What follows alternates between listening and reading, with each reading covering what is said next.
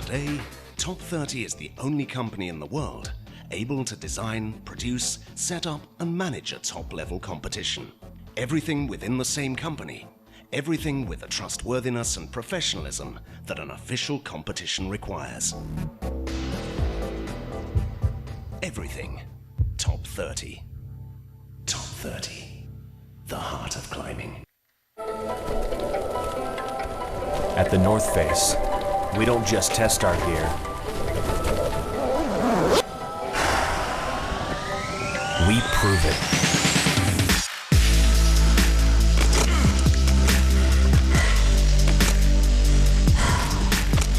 Athlete tested, expedition proven. Backed by a lifetime warranty.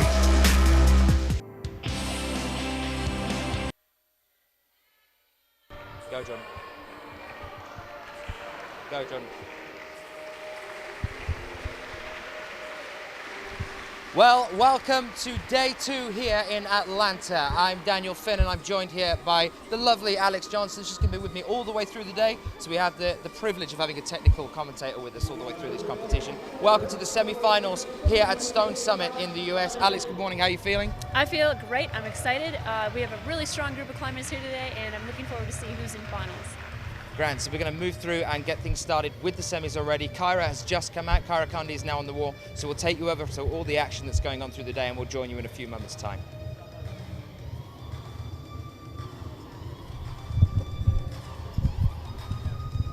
Okay, come in. Grand, okay.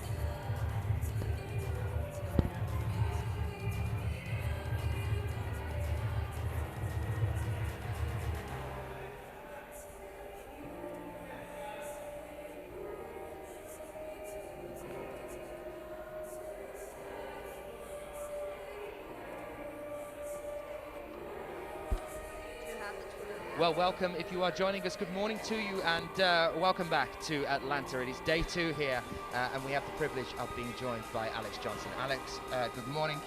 Good morning. It's nice to be here. So, talk to us a little bit about what it means to you guys over in the US to be holding the World Cups for IFSC over on your home turf. This is the second lead World Cup we've had in America for the IFSC, and it's really exciting to have all the European climbers come to America and see what kind of event we can put on, and hopefully impress them with this awesome gym. Well, let's spend a bit of time talking about some of those US climbers. We have our first male athlete now out on the wall, and that is Josh Levin. I had a nice chat to Josh and an interview with him yesterday about how he's feeling about things. Only 18 years old and already starting to make such a strong statement on the climbing side of things over here in the US and even on some of the competitions over in Singapore recently as well. So what do you know about Josh? I've known Josh for a really long time. We actually competed in the youth circuit together. He's quite a few years younger than me, but a really great kid, really up and coming in climbing. He's a very good speed climber. Growing up, he was one of the best American youth speed climbers, so it's cool to see him transfer over into being a really good lead climber as well. Well, here he is on a male route today. The male route is an 8C today, unfortunately. That is Josh coming down there. But yes, this route that we're looking at on the men's is an 8C. And just next to him, we have our next female athlete joining Francesca Metcalf. Francesca Metcalf, just starting off on the female route, which is an 8B to an 8B plus today.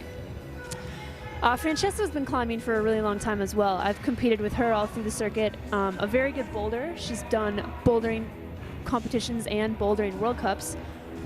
And it's nice to see her back in the competition circuit. I think she started college recently, so it's cool to see her competing again. It's one of the things we keep spotting about all you guys on all of the circuits, even some of the pros, the seniors that you see time and time again, often have a second career path or they're training at something that they're still with college or uni to go to. They're very diverse people. It's not just the commitment on the wall.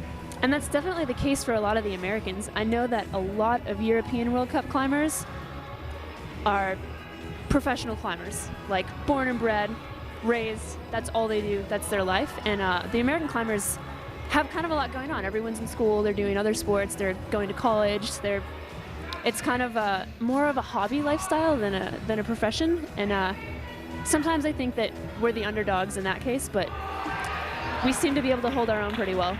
Well, you yourself has been in quite a few of these competitions in the past. What can you tell me about the kind of emotions that are going to be going through Francesca's head now as she heads out with these greats from the European circuit, now trying to hold her own out here and also bring the home support from the US side of things? What's she going to be thinking right now as she makes her way onto this little roof here and moves on? I think right now she's super excited to just be in semifinals. I know that it's a lot of climbers' goal just to make semifinals because this is such a strong field of competitive women. Hopefully she's actually not thinking about anything except the route. When she gets down, I think she'll be pretty happy with her performance. So just moving around this apex overhang here before she pushes up onto that first of a couple of volumes there on that second section of the wall and up to the top. The women's route, I was chatting to Vincent earlier today. Unfortunately, we lose Francesca. I was chatting to Vincent earlier today about these two routes, saying that the women's is a very hard route. It starts off relatively easy, but from the midsection, which was exactly the point we've just seen Francesca run into some problems, it becomes hard from the small roof, which is exactly where that happened. Up until the flat, just above that, which you'll get to see later on today when we get up onto the North Face logo. Very physical-based route. And then very technical on the latter sections as they move towards the top. And at this competition, these are probably some of the longest routes that especially American climbers have done. The walls are 60 feet tall and the routes do wind around. These are tall. Say just for American climbers, that's for everybody. Yeah. These are 60 feet walls, but you're talking about a surface area of up to 90 feet worth of climbing. That's a lot of time on the wall. It's really going to be a matter of endurance as we start to move through the comp. Remember as well, guys, if you are joining us, that all of these climbers that are here today have already done 2 routes yesterday on these walls. So they're just having to kind of keep pushed through, and then again, if they make it through to the finals, they've got an even harder climb to come later on today. Alex, why don't you take us through Owen, who's now coming out onto the wall? Owen, I'm actually sweating. I'm secretly really rooting for Owen. He lives in Colorado. He trains with me. I climb with him all the time. He's a really awesome kid. He's got awful tendonitis and golf. I think it's golf elbow or tennis elbow in his elbows. So it's definitely affected him. Yeah, it's definitely affected him in the past. He is the youth world champion for 18-year-old boys. Competed in Singapore, and what's special about Owen is he dedicates all of his climbing to a fellow climber he knows who passed away. So you'll see on his uniform the initials of the climber who passed away. So Owen's not climbing for himself or for his sponsors, or I mean even for America. He's climbing for this boy, and that's really cool about Owen. Well, we're with our next female athlete coming out now to start up on this 8B to 8B plus route. Elise Sethner, the 18-year-old athlete.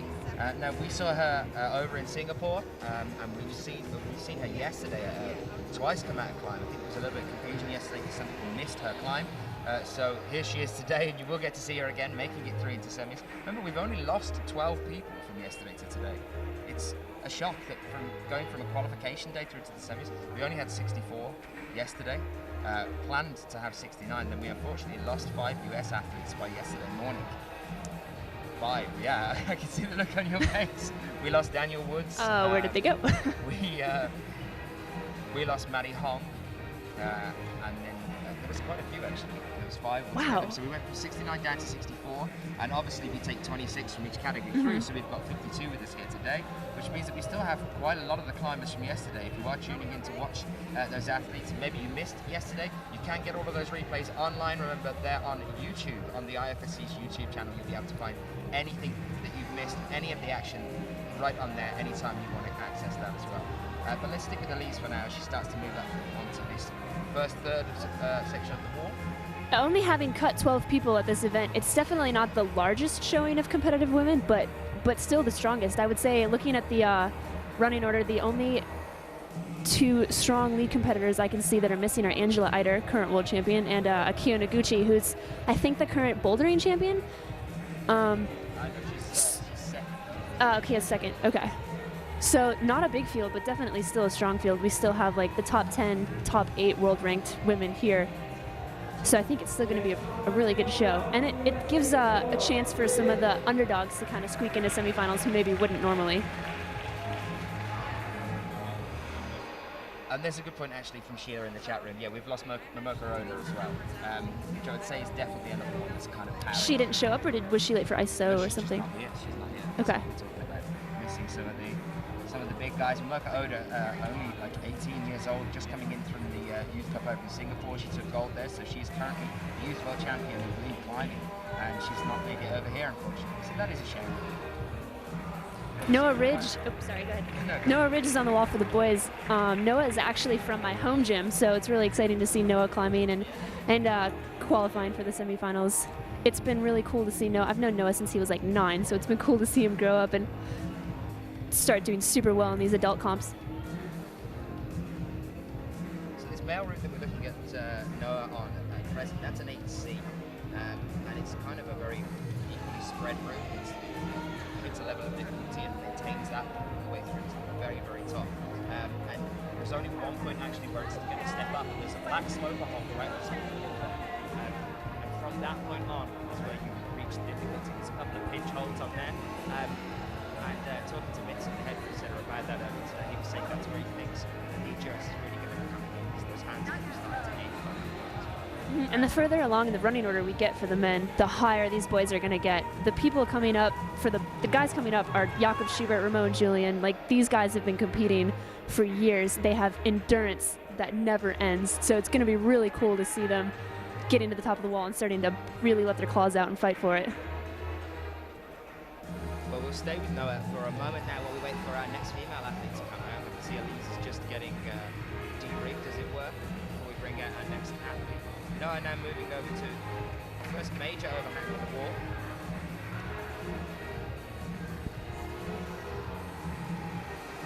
Hey, for those of you listening on the live chat right now, can you guys hear Dan well?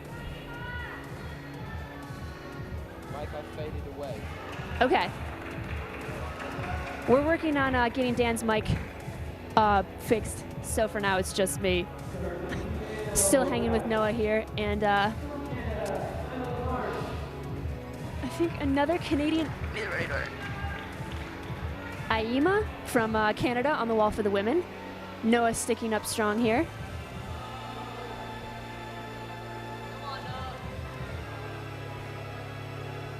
I'm not sure what the high point is on this route, but I think Josh Levin held the high point right before Noah, and I'm pretty sure Noah just passed the high point. Okay, so our next athlete is on the wall. It's Ema Lamarche of Canada, now moving up and starting her climb here today. As I said earlier, when I was talking to Vincent, they were saying that the female route starts off relatively easy and then gets progressively harder as you move to the wall. I can promise you now as well, guys, if you're going to stay around for the finals later on, it is going to get much, much more exciting than this. Some of the routes that are planned for the finals are really, really interesting. This is perfect setting for a world championship, for a World Cup, sorry. Here at Stone Summit, some really, really interesting walls. A huge overhang. I can't wait to see them getting onto that one later on today. Yeah, finals is definitely going to be really exciting. I was talking with Chris Danielson, another one of the route setters, and he was describing to me the way the finals route for the men is going to go, and it is going to be long. It goes up, it goes left, it goes down, it goes up again. You can kind of see right now that the banners are hiding some of the holds, but it's going to snake around this entire wall, and I think the climbers are going to get pumped. It's one of those rare occasions where we actually see a route that then comes down on the wall before going back up again. Mm-hmm. It's not all one straight line. It's snaking all over the place, this route that's set up for the final. Well, here is a gentleman that's set off very strong in this competition. Yesterday made a really good climb on his first climb, not so great on the second. This is Lucas Cobb from Austria that's coming out now.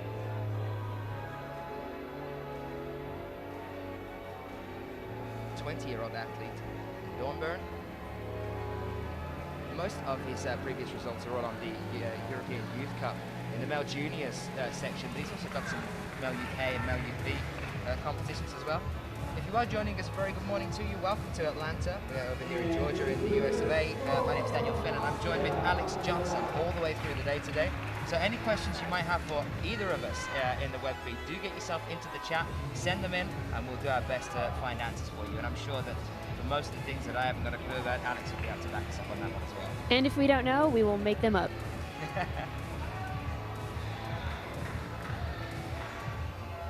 To Cora Harvey, Vasya has not climbed yet. We're actually only on the 4th male and female. Vasya is about 3 more boys away. Sasha is not here. Sasha actually had a really terrible finger injury right before the World Championships in Paris. And she's going to school in Colombia, so she couldn't make it out.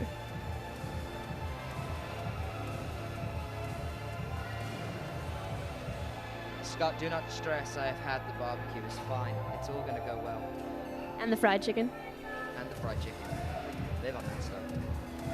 So yes, don't worry guys, you've still got plenty more to come. We're only just starting off here. This is the beginning of the day. This is us just starting off things at the morning here.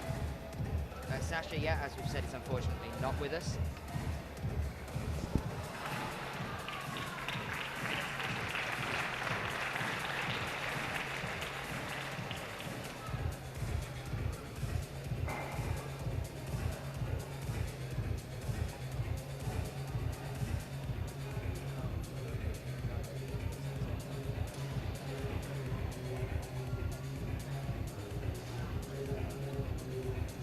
Well, this is Lucas now moving up onto that pinch hold with his right hand. He's going to have to, there he is checking for the next few moves before he starts traversing up over to the left a little bit here, making it over this ridge, and then he's got a diagonal to go up onto a selection of features in the apex of this wall here.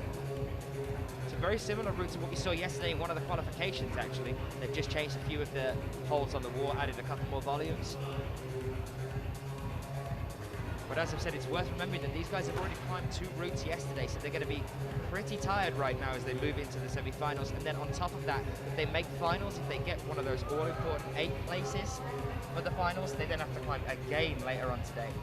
And this is definitely where overall fitness plays a huge part. You can't come into this event not having trained. You don't want to show up not in the best shape that you could be in, and I think that may be why Maddie and Daniel might not have showed up. I know that Maddie's in super good bouldering shape right now. I don't know if he's super fit for routes, and I mean no one wants to show up at an event and not perform the best that you can perform.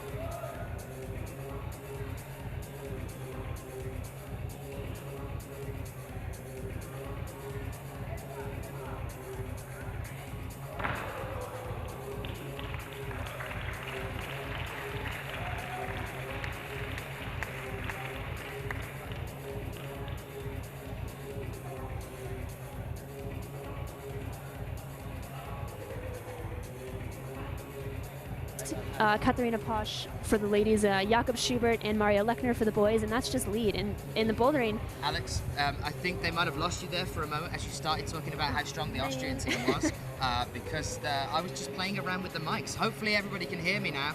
I'm so sorry about that. We were just sorting out the microphones. But carry on, it's a really good point to make that the Austrian team are extremely strong team in general. You know, they start very, very young over in Austria. It's on a school system there as well. Definitely the top dogs in the comp circuit right now. I know a few years ago it used to be the French, and the Austrian have kind of taken over that, not only in lead but in bouldering. They have multiple world championship titles. Angela Eider has won world championships 4 times. So yes, hopefully you can all hear us now. Good morning to you. Sorry, I was just, I wasn't me just mumbling. I haven't been just out of bed. I am awake here with Alex Johnson. So welcome if you are joining us. We are now on the wall with Andrea Brigitte Sike. And Andrea is competing on the Hungarian team, but she does live in America. I think she lives in California. She goes to Stanford. Andrea's been competing for a really long time. We've been competing together since we were both like 10, so it's cool to see her coming and representing her home country. It's nice that the home country lets them represent, even though like she's living over here. That's cool. So yeah, 23 years old. Here she is starting off on the women's route. If you missed me earlier on, because we had a little bit of problem tweaking, you guys hearing me, I'll just go through the difficulties with the routes again. For the men's route here, we've got Santiago de Alba Flores. Actually, that's not. I think that's Thomas Tarpon on the wall there. So that's not Santiago. We were told earlier this morning that actually both Mexican athletes failed to turn up on time for isolation this morning, and are therefore out of the semis, which is a huge shock to any of us, which means that actually now we only have 24 men coming through into the semi-finals here. So that is not Santiago de Alba Flores. We've lost both of our Mexican athletes. We are here with Thomas Tarpon on the wall for Germany now, starting up on the men's route, which is an 8C. It's definitely a huge bummer for the men who didn't make it into qualifiers. Thomas Tarpon, a very strong route climber and boulder for the German team. And for the women, Andrea, the route is 8B, 8B plus for the girls. The high point for the women is just over this lip, up in the left corner that you can see right there, that little tooth hanging down. Not many girls have gotten higher than that part right there. You can see the draw kind of swinging. That's the highest draw that's been clipped. And as we run through the running order, the girls are only going to get stronger, and we're only going to see higher and higher points reached on this route.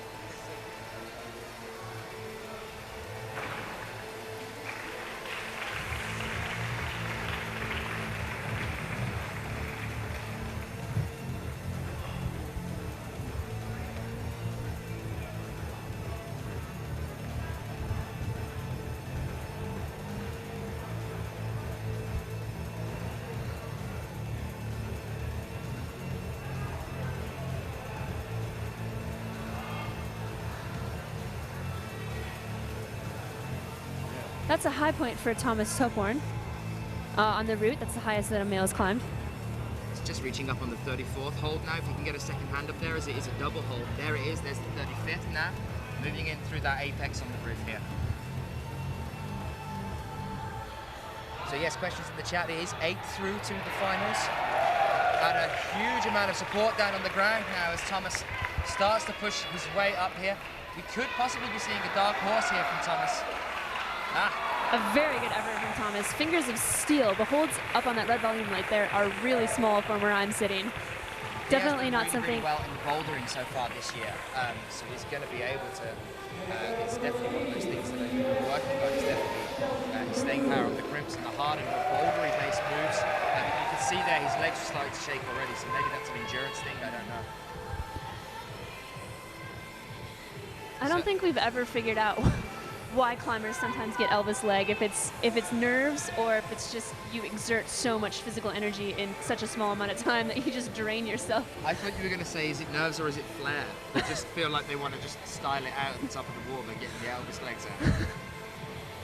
Well, we're here with our next athlete, a US athlete again. It's Chelsea Rood now coming out onto the wall. What can you tell us about Chelsea, Alex? I'm always going to come to you whenever the US guys get out. You know that, right? Oh boy. Chelsea's from the Boulder, Colorado area. She's climbs it in movement. We don't often go on the same days at the same time. We don't really climb together.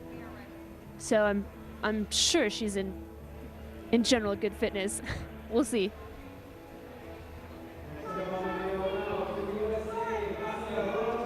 So Chelsea Rood, 26 years old. World rank 42nd. She came 11th at Boulder earlier. Sorry, that was last year at Boulder, actually, in the league competition there, so didn't quite make the finals there. But as podiumed at the North American Championships in lead in Denver, and that was in 2006. She came 3rd there, so she took the bronze there. So she's had a podium position over here in the US before. She's going to be looking to do the same thing here on an IFSC World Cup event. And on the boys' side, we have Vasya Vorotnikov competing for America. I know a lot of you in the chat room were wondering when Vasya was going to climb. It's now. Well, this is Chelsea now moving up. She's on the 18th to 19th hole. She just reached out and grabbed the 20th with that right hand. You can see it popping out there. So this is a total of 51 holds on the women's route, which just goes to show how long these routes really are. And it weaves all the way around this kind of erect in the middle. It's just a pointed ledge all the way through. It's kind of, you're bridling that ledge all the way up to the top. And I was talking with Chris Danielson, one of the route setters this morning, and he said that when they were setting one of the problems yesterday, it was for the men actually, they counted the moves and it was 84 to 90 moves long, and they had to tweak it a little bit because it was just way too long. These routes they're long already. The walls are 60 feet tall, the routes snake up and down all over the place, and 90 moves is ridiculous even for the strongest and most fit World Cup competitors, I think. Well, there they are, Chelsea Brood and Vasia Vereknikov. A lot of support on the ground now as we're seeing the US support really starting to come out. Obviously, we're still in the semi-finals at the moment. There's our guy on the ground. That's Jordan from Louder Than 11. There's a good pan out of the routes right there. You definitely get to see how tall the walls are and how long the routes are. This is unbelievable. This makes me definitely not want to become a route climber, that's for sure. I'm definitely sticking with bouldering. I've had 4 people ask me today, hey, does this gym make you want to start like route climbing? And I'm just like, no, definitely not. This is the opposite. Too hard? Too long, goodness. I think I'm scared of heights. Did you honestly just say that? Yeah. There we are. There's groundbreaking news for you guys. Alex Johnson is scared of heights. Definitely why I stick to bouldering. This is one of the hardest parts of this route right here, where Chelsea is. I don't think I've seen a girl pass this section. No, it is. She's into the high. Okay. We haven't seen an athlete get this high yet. There's a pinch hold there with the left. She's currently now up onto the 30th hole. That's the 32nd she's just reached up to there. And we also have Vasia almost reaching Thomas Top Point's high point right there. Commentator's curse. Yeah. I've got people talking in my ear. I can't hear myself think. Welcome to commentating. I'm going to start repeating everything that Louder Than 11 says in my ear. So there's Vasia now back on the ground, as is Chelsea as well. But there you are. There's our guy down on the ground. That's Jordan getting a bit of a close-up for you. And as you can see, the audience at the moment is barely non-existent. But as we move through into the finals, when it opens up later on for the public, this is going to get really, really busy down here on the ground. Do we have any more American climbers coming up in the running order, or did we kind of fire them all out in the first couple of climbers here? Brad Weaver, I think, is yet to come for the Americans for the men. We've also got Ben Isaac, I think. Delaney Miller from Texas. And I think Ben Isaac for the men is also coming out as well. Yeah, we've got Ben Isaac Tresco. Who's actually going to be out next because he would have been Mauricio Huerta. But unfortunately, as I said earlier, the Mexicans failed to turn up on time today for the ISO and are therefore not able to compete in this competition, which means that we've lost both Santiago Diabo Flores and Mauricio Huerta, which is a real shame, I think, because Mauricio's had a really good year this year. He's been making it to the semi-finals quite a lot.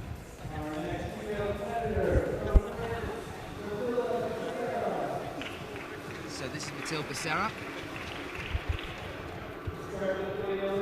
And there is Ben Isaac in the background as well, just moving towards the start of his route as well. There you can see some quite positive holes to start with. A relatively easy start there. The female route is 8B, 8B plus.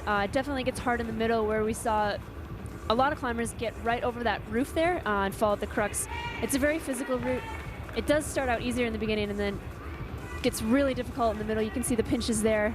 Moves a little to the left, and we have yet to see someone really overcome the roof section there. So hopefully the next few girls to come out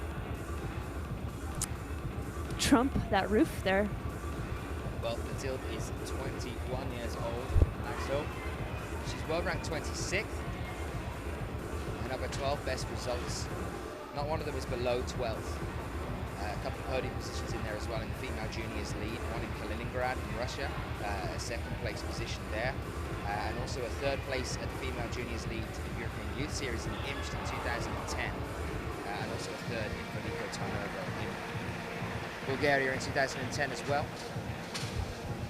And yes, as the chat are already well aware, she is Sean Paul's current lady.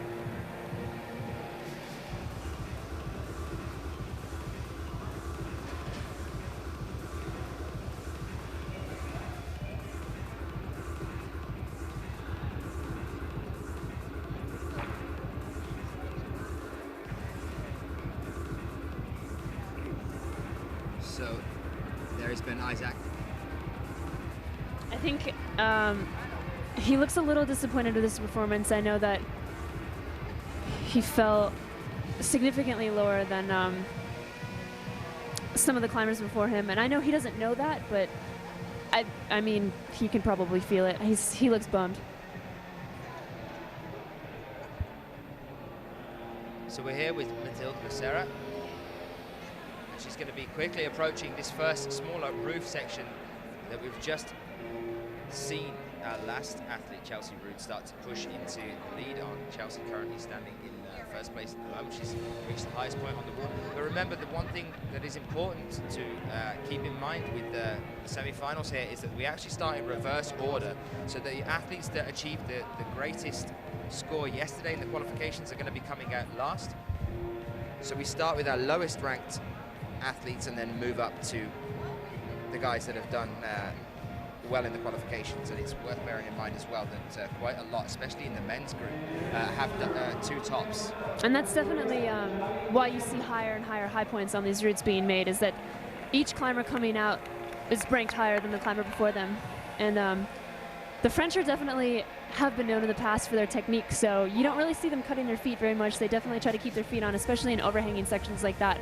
So it's interesting to see the different styles of countries, where like the Austrian team is more powerful, the American team tends to be more powerful and dynamic, and the French try to use a little more technique when they go through those overhanging sections and not waste too much energy cutting feet.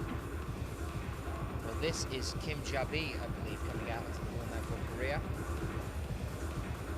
Starting on the men's route, there's a question in the chart about both of the Mexicans come too late for the isolation. Yes, unfortunately they did, which means that Mauricio Puerta and Santiago de Alba Flores will not be competing here in the semi-finals today. If you are just joining us, welcome. My name is Daniel Finn and I'm joined by Alex Johnson all the way through the day today. She's in it for the long haul. All the way through. All the way through. So any questions you might have, do send them in to us on the chat. We'll try our best to find answers.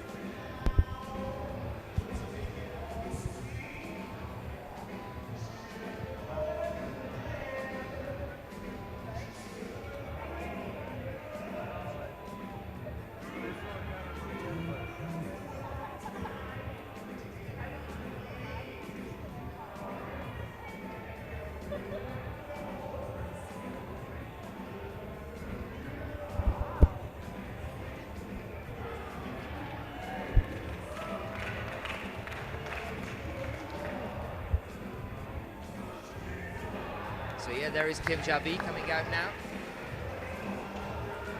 And we can definitely see something being pulled out of the bag from Kim Jabi here, because he's one of those athletes that has the tendency of surprising us every now and then. We saw him in the final in Chongqing for the bouldering comp there. Ended up placing 6th. But it was kind of a final full of surprises, as it was also the first time that Jakob Schubert had committed to a bouldering World Cup season as well as a lead World Cup season, and he took gold there at the start of that year, and he's done very, very well throughout the day. He did very well in the bouldering, and that was no surprise. Just throughout the day. Throughout the day. All the bouldering season in a day. Oh, nice. There was Mathilde Becerra coming off the wall, but I think that is a higher point than we just saw Chelsea Rood come off on, which puts Mathilde in our first place position at the moment. She is the high point so far on the wall, and that is looking like currently it's on the 36th hold out of 51 altogether. Doing great, thank you. If I'm not mistaken, this is Jae-in Kim's brother. Yeah, Jabi Kim.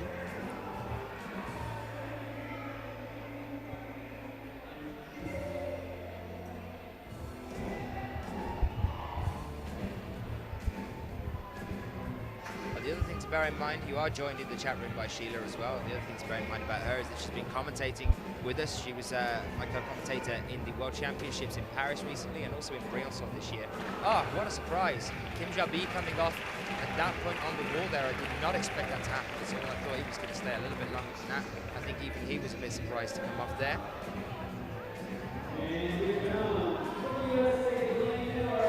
But here is Delaney.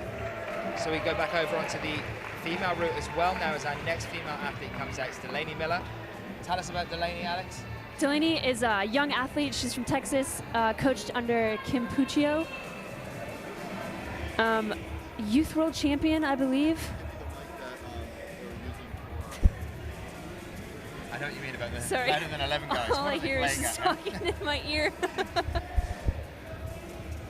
So yes, we are here with Delaney Miller, and Jabi Kim is just getting ready to turn around so that we can get our next male athlete to come out. As we are waiting at present, I think we should. I think it's about time that we kick things off with one of Dan's fun facts. How about that? Are you excited about that, Alex? Is this the first time that you've been let into the world of Dan's fun facts? I hope I know the answer.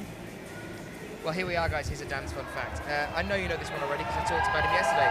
Atlanta is the birthplace of Martin Luther King Jr., but it is also the birthplace of Coca-Cola. And today, several major corporations and Fortune 500 companies are based in Atlanta, including CNN, UPS, and Georgia Pacific. So there you are. There is a Dan's fun fact to kickstart the day with you as Delaney Miller makes her start on the wall here. It's a very interesting fun fact about Coca-Cola. I would be very interested in touring the Coca-Cola factory and potentially badgering them for a Coca-Cola sponsorship, considering I'm their biggest fan. Yeah, you should definitely get on that one. People in the chat room saying, Alex, what's with your accent? All of a sudden switched into general pan-European. What accent? We were talking earlier today about Alex actually trying to do the whole thing in British, but we decided that any of the American guys that were trying to do British accents over here ended up sounding like a Dickensian upper-class lady of the night. So we left it there, and we're going to carry on as we are. So we're on with our next male athlete as well, now coming out onto the wall. I believe this is Brad Weaver. Yeah. Yep, Brad Weaver. I don't know that I've ever seen Brad compete before. This is the first time I've ever seen Brad compete, so this is exciting for me. Yep, hasn't got a history at all with the IFSC. 24-year-old athlete from Atlanta, but so he's here on his home turf now. This is something that I'd like to talk to you about, Alex. I mean, is there a definite reason why we don't see that many US athletes coming across and joining us on the circuit for the World Cups? I know a lot of them are based out in Europe because that is the IFSC's home turf, supposedly, but we also do a lot out in China and a lot out here as well. Do you think that we can see them coming across in the future, or do you think it is something definitely to do with moving around so much and traveling?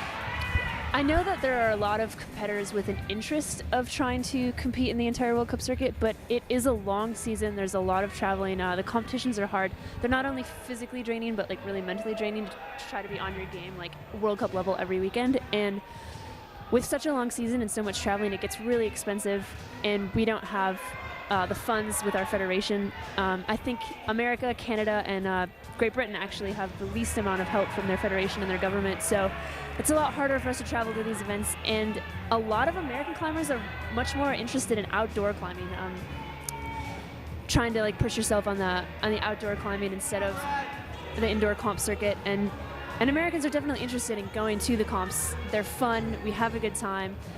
It's cool to try to test yourself against the American competitors, but when it comes down to it, I honestly think Americans just want to climb outside.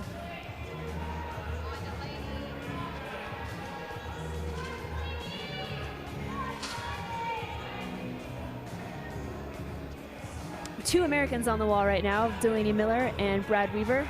Delaney's done a couple international events before. Current youth champion for the women, I think.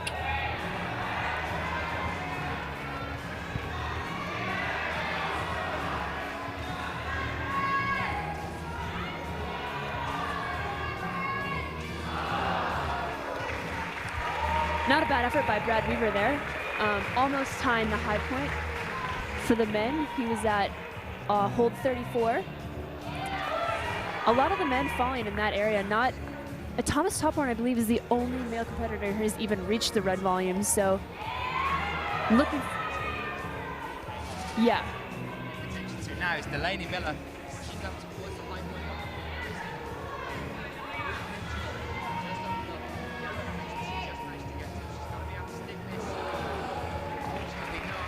But a very good effort by Delaney, definitely. The high point for the women, I think. I know that Delaney is a very calculated, controlled, slow climber.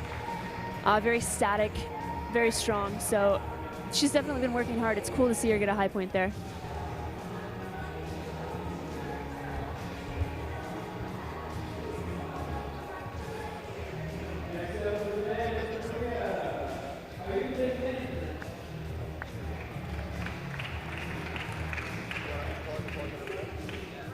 Can we unplug you for a minute?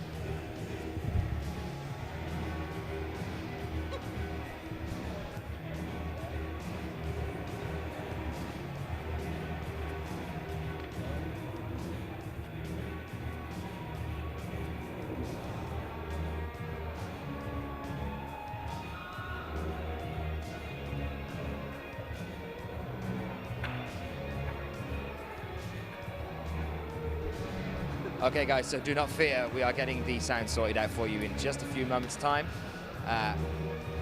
There you can see the crowd is starting to fill up a little bit more now as we move through. And yes, I am joined by Alex Johnson, which is, it is a privilege to have Alex with us. Well, we're waiting for our next set of athletes to come out now. I can see our first female Austrian competitors, Barbara Backer, down on the ground. They're about to get ready. And there is Min Hyun-bin of Korea now starting off on the men's route as well. Our second athlete from Korea to come out. We've just had Kim Jabi. And there is a question for you, Alex, in the chat room. When are we going to see you back in the bouldering World Cups from Schlum? Keep going, you're good. That's a tricky question. Sorry, everyone. At this point in my life, I don't see myself returning back to the entire circuit. I definitely love competing in Vail. It's my favorite event of the year. So hopefully, as long as Vail is around and as long as I'm fit, I'll be in Vail every year. Canada, if the Canmore World Cup goes on again, I'll probably go to Canada. Mostly just the competitions that are close to home. It's just really exhausting and so expensive to try to do the entire circuit.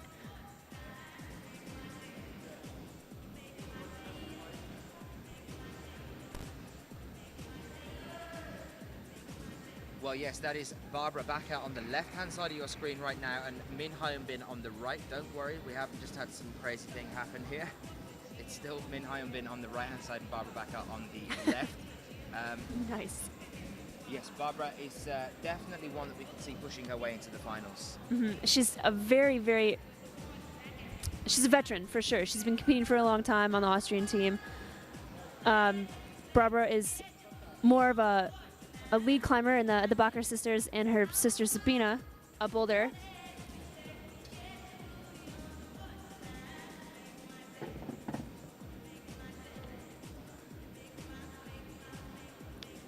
We're still working on Dan's mic.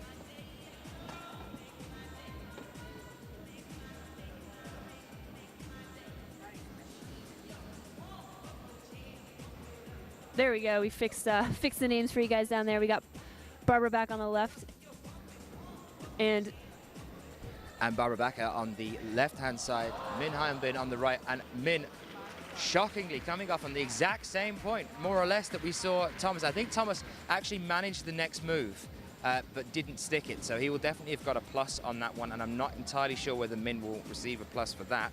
But this is the point, this apex on the roof here, which isn't even into, we're still missing half the male route.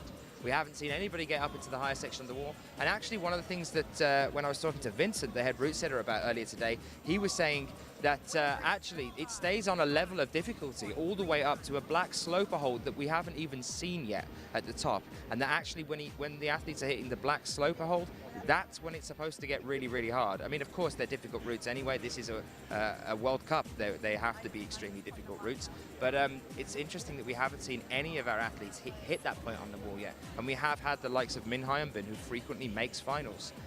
coming out, and we have had Thomas Tauporn. So both of those athletes are going to be feeling a little bit annoyed with themselves at the moment, I would imagine. But here we are with Barbara Backer now moving on around this apex point on the roof.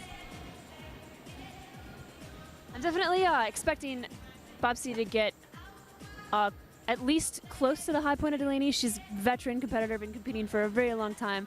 She's done many hard routes outside. She's made finals and World Cups before, and I secretly have a soft spot, and I hope that she makes finals here today because she gets so psyched. I remember seeing photos of her making finals at the Lead World Cup in her home country of Austria last year, and there's photos of her on the wall smiling. She was so excited to be in finals, so I hope that she gets to experience that again.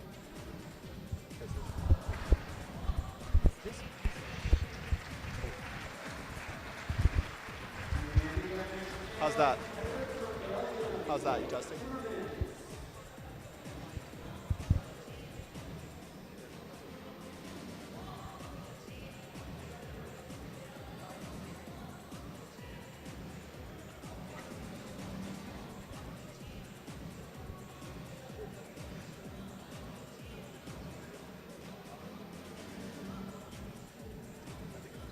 Oh.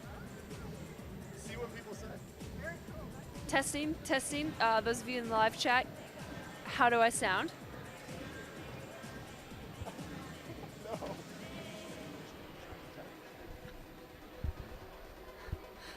Lovely. Perfect. Our next climber on the wall for the men, Loïc Timmermans from Belgium.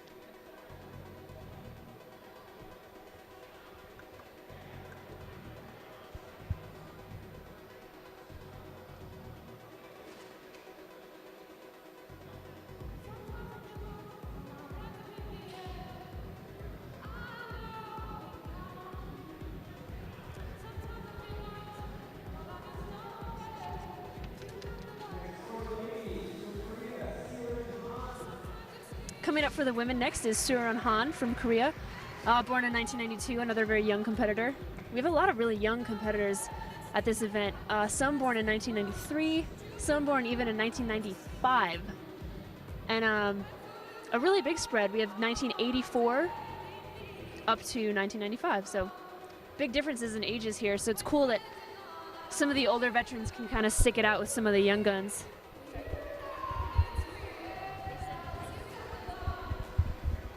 Okay, so if I ever confuse any of you guys by saying some names backwards, it's only usually with the Koreans that I do that. So I would say Han Suran for this one, and also for Kim Jae-in instead of Jaean Kim. So that might confuse it. That is because it is tradition in Korea to say the last name first before you say the rest of the name. So yeah, just if any of you get confused, I thought I'd clarify that one for you now. But yes, we are here with Han Suran as she makes her start on the women's route here now. She's just pushed herself up onto the 13th hold.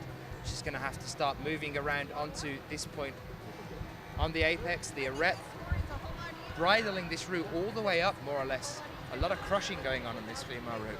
It's definitely a very powerful route. It is 8B, 8B plus. It starts easy. It's definitely hard in the middle, very physical.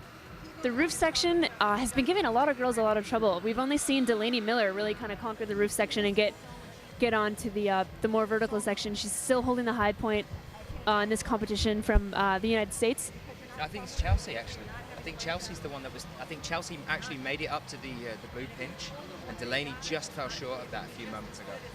I don't remember. We should have some instant replay. Let's talk about the men. I know, I'm Loïc totally Timmermans. just watching the men. So we're here with the Belgian climber over on the men's wall. That's Loïc Timmermans now.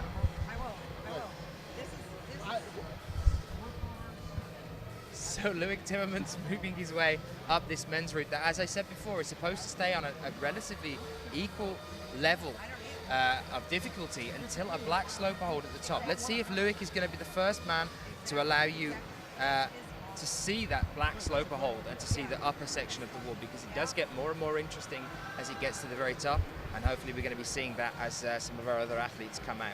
And it's definitely going to be exciting when the guys start start breaking high points every single time. I'm looking forward to see who actually finishes the route. Do you think anyone's going to finish the route for the men?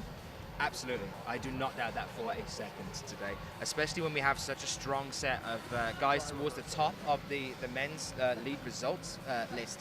If you get yourself onto ifsc-climbing.org, ifsc-climbing.org, go and have a look at the general result from yesterday and look how many of our athletes managed to do 2 tops yesterday on this wall. I can tell you that we have the likes of Sachi Amma, Jakob Schubert, Ramon Julien Poublanc, Sean McCall, Magnus Midbo, Jorg Verhoeven coming out later on today, and all of those guys did 2 tops yesterday. We will undoubtedly see a top here today. I would be amazed if that doesn't happen. But then that is the sign of great route setting. We want to see one top only. And we're going to see a lot of varying styles with the men too. I know that Magnus and Sean have very fast climbing styles, so sometimes it seems as though they'll be able to power through the cruxes very quickly. Jorg is a pretty fast climber, Jakob is a fast climber, and Ramon Julien is a very slow climber. So we're going to see a lot of different styles in a lot of the top men, and it's going to be interesting to see how the styles either help or hinder them get through this crux section and make it to the top.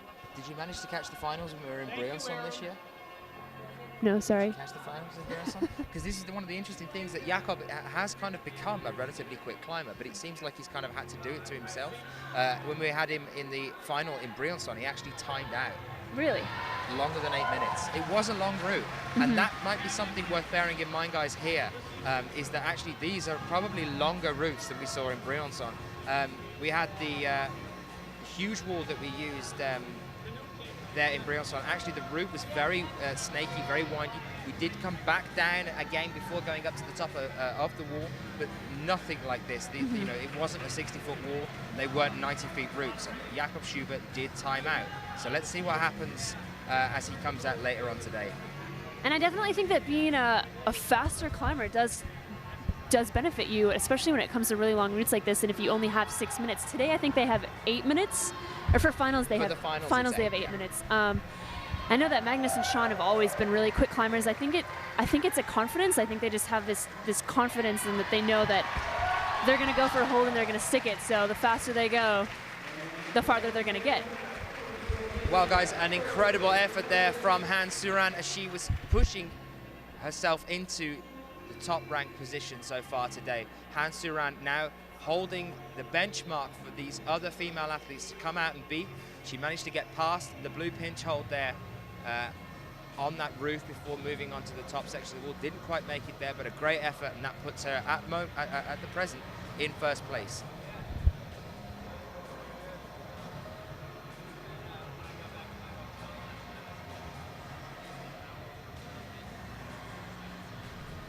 There she is gathering her things to move on. So guys, if you are just joining us, welcome to Atlanta, welcome to Georgia. We are here for the World Cup of lead rock climbing, and a man that can definitely show us how it is done is Urban Primozic, coming out now onto the men's lead wall.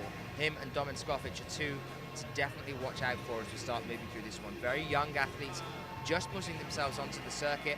Domen was over at the World Youth Championships in Singapore this year as well, but Slovenia have a very, very strong team. Remember, these are the guys that climb with Mina Markovic and Maja Vidmar on a weekly basis. So these guys have definitely got a good support network, a good team behind them, and it's proving that it's working. Domen Skofic is definitely one to watch out from. I can tell you that Domen will be coming out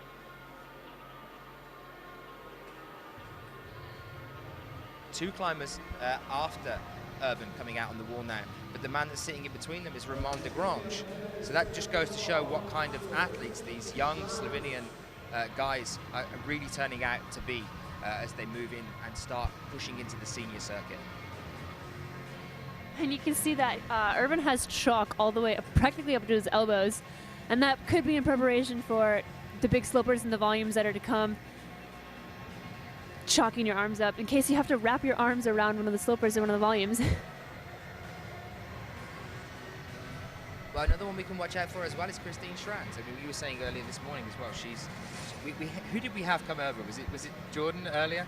Saying who do we think is going to be making it into the finals? And you and me spent a little time sitting down thinking, okay, these guys are going to be making it through. Maybe this guy, maybe this guy. Christine was one of the names that came up when we were talking about it earlier. Yeah, for the men, the running order today is pretty stacked at the bottom, and for the women, a lot of the girls that I think could make finals are really spread out, and Chrissy's definitely one of them. Part of the strong Austrian team that I talked about earlier. She's been in and out of finals before. She made finals last year at the Arco World Championships. A confident climber. I'm expecting a high point from Chrissy right now. I hope I don't jinx her.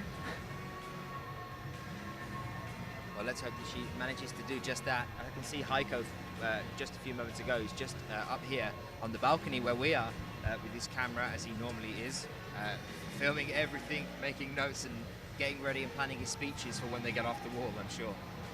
Urban's definitely still looking strong here as he's matching hold 34 and 35. Oh, I shouldn't say. You know, I actually did an event with Sheila. I think it was Briançon that I ended up, or it might have been Chamonix, that I was just saying, look, they're climbing, because I got so scared of analysing what they were doing. Every time I talked about them, they fell off the wall. He looks great. Oops. Yeah. I think that is going to be the cut-off point for our male athletes. It's going to be the apex of that roof just there. Right in the corner there with hold 34 to 37.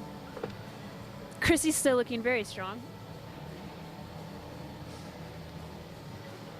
I know that the Austrian climbers train like machines. They're in the gym all day long, and Chrissy's definitely one of them included in that group. Yes, Sheila, thank you for pointing that out for me. It was Briançon. But this is the thing, that sometimes you can be so surprised because you don't see any of the Elvis leg, you don't see any shakes at all. Urban looked really strong there, reached out, tried to secure that position, and all of a sudden just found himself falling. He obviously didn't expect that himself, but I think that is going to be the point. That reach out onto the blue feature on that part on the wall is going to be where we see the cut-off. And we still have Thomas Tophorn in the lead for the men, don't we? Which was holding the high point. I believe the first, maybe third. Yeah, one of the first few guy climbers still having the high point for sure.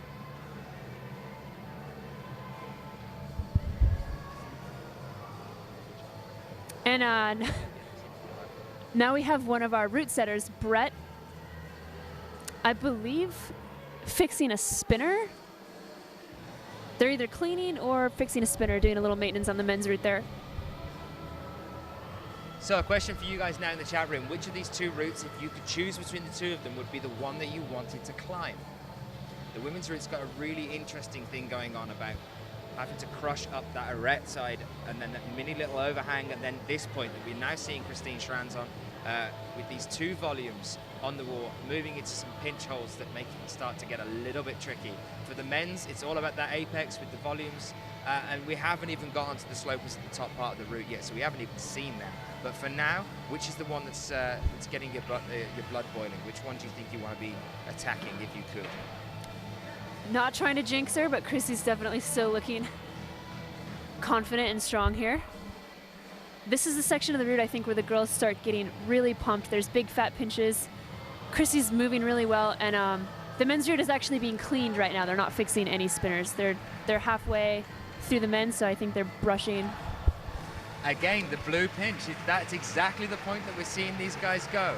Christine Schranz, she was 11th in Purs just recently. She was 9th in the World Championship in Paris, so she just missed out on a final placement as being one of those 8 there, and it's looking like she might just be missing out on it as well here.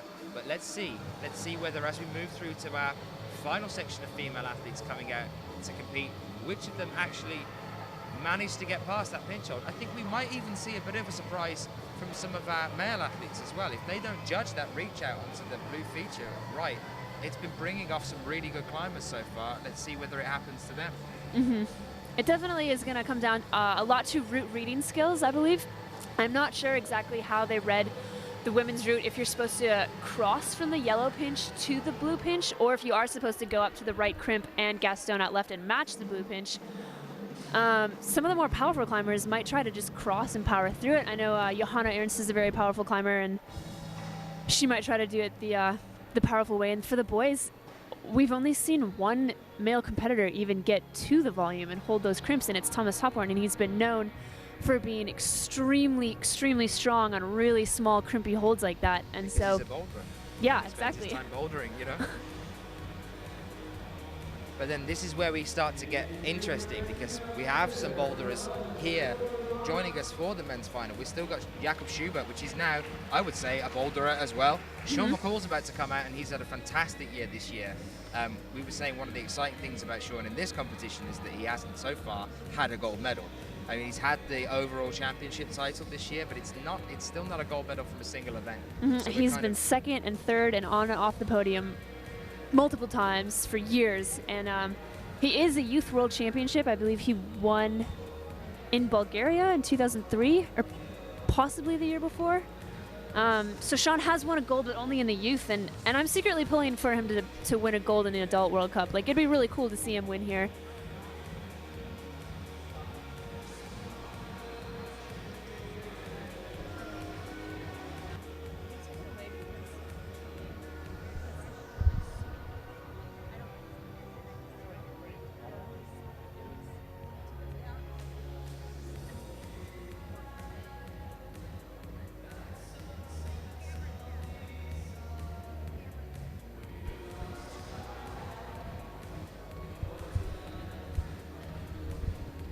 Well, here we are with Mathilde Brumagnic from Belgium, coming out and joining us on this route now, after we've just seen yet again that blue pinch proving the end to some of our climbers. 23-year-old athlete Mathilde. She was 8th at IMST this year, which means that she has made a final placement already this year. Let's see if she's able to do that again here today. A lot of very good results in the female junior lead court in the European Youth Series. It's a total of 6 gold medals and 1 silver medal on the junior lead circuits for the European Youth Series. So she's used to being on a podium. This is the thing we're seeing. It seems like all of a sudden we've got a huge amount of people that have started to move from the juniors into the seniors. It feels like there's quite a gap between, like, a nice steady progression from the juniors to the seniors, and then this year, loads and loads of people that have decided this is the time I'm going to go from juniors to seniors. I don't know if it's a coming of age thing or if they just realize that you know, even though they're young, they are good enough to compete with the adults. As I was saying about the male athletes that are going to be coming out a little bit later, it is worth bearing in mind that we have 9 equal first place positions on our men's general results so far. 9 equal firsts. That's 9 athletes that all did 2 tops yesterday, and all of them are still yet to come. We have Ramon Degrange coming out very shortly, and he's in 12th place, and so we're not even into our guys that have double topped so far in this competition here in Atlanta.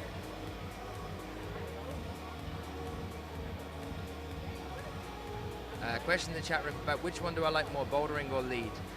For me, I love lead. Lead is fantastic. I think the endurance side of things is incredible to watch. It's very exciting, but I will always find my kicks on the bouldering circuit. Bouldering is definitely the thing for me that gets me excited. Watching bouldering, I mean, I'm obviously biased, but the multiple attempts in bouldering, I think, is really exciting, because you could see someone maybe fail 3 or 4 times in a row, and then, like, within the final seconds kind of pull it out and even top a route, and that's definitely been known to happen before, and that's really exciting to see. And then we do also know now as well, remember guys, that if, as I was talking to Marco yesterday, if you were watching and you caught that interview, I was chatting to him about which of the disciplines would be the one, if we only had the opportunity to have one going through into the Olympics, which one would it be? And the decision has been now made by a vote from all of the country's officials, and that would be lead climbing. So if we make it to the Olympics and we're only allowed one discipline, although I can't see that happening, I think if we're making it to the Olympics, they should be allowed all 3. But if it does happen, then it will be lead that makes it through. And I can't disagree with the fact that lead is going to be the discipline that is bidding for the Olympics, because aside from speed, which is a timed event, lead is, I think, much easier to score and much easier to watch from a spectator's point of view than bouldering. We still haven't even, like, really nailed down a bouldering score a bouldering scoring format that's perfect. And lead is, I mean, it's who gets the highest. It's very straightforward. It's black and white. There's a plus and a minus, which makes things, like, a little more technical. You can even up the field a little better, but bouldering is extremely hard to score. Where do tops and points come in. You know I'm going to start disagreeing with you right now, right? Oh, really? Absolutely. Yeah, I think I'm always going to be the underdog idea with the bouldering on that one for me. It's the drama in it. Let's get back to it in just a second because we do need to talk about that. I think that's an interesting chat. But let's pull back onto the wall as Matilda now pushes up. She's definitely found an interesting technique here with getting to that pinch hold without having to do a huge reach. She is using that smaller yellow hold, the more crimp-based hold, to then move over onto that pinch. She's definitely looking pumped. She's got the chicken wing arm sticking out there, and you can tell when people get tired when their arms start to bow out like that. And there's actually an interesting story of way back in the day when Lynn Hill was trying to onsite this, I think it was a 13A or a 13B, and I'm not sure where. There's a poster of it. And she started to chicken wing. She got really pumped, and partway through the route, took her elbows and just pointed them down. And when someone asked, like, that was amazing. Like, how did you do that? How did you just, like, completely make your arm go from a chicken wing to down again? And she said it was completely mind over matter. And I think that's crazy and really interesting and impressive that you can tell your arm to, like, bend down like that when you're pumped out of your mind. Time and time again, it goes back to the whole fact that the thing that is exciting about climbing is not just the physical aspect of it, that it's just a physical sport. It is an extremely physical sport. You have to be extremely physically fit, but there is a huge part that is to do with the mentality behind it. I think that brings us quite nicely onto why I like bouldering so much. Which is because the athletes don't get to see these things. They are problems. They have to come out and then solve something in such a short amount of time. And they're just ridiculous. The difficulty of some of these routes is just outstanding. I can't, and for the drama side of things, that just gets my blood going. Bouldering definitely has my vote. I'm obviously biased for, obvious reasons.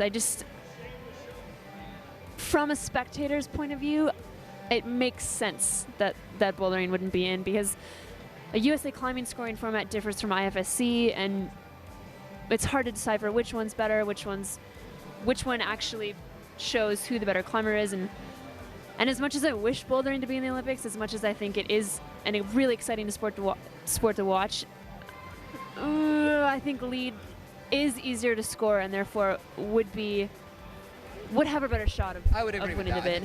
The scoring system on lead is a much simpler affair because it is just one climb. Yeah. And it is just the numbered holes. And okay, so you've hit that point. We do have the plus system. Anyone that is new to the sport doesn't know what the plus system is. I know a lot of you in the chat room are all climbers yourselves, so you probably all already know this. But if you are joining us and you're new to the sport, the plus system is based on a positive movement ahead of a hold. So if you are up on the 46th hold and you're trying to get to the 47th, you don't quite reach the 47th and you come off, as long as you have made positive movement towards that next hold, you are given a plus. And that can be something which does cut the athletes in half. Something as small as a plus. We used to have minuses, we don't now. But something as small as a plus can make a huge difference between two athletes.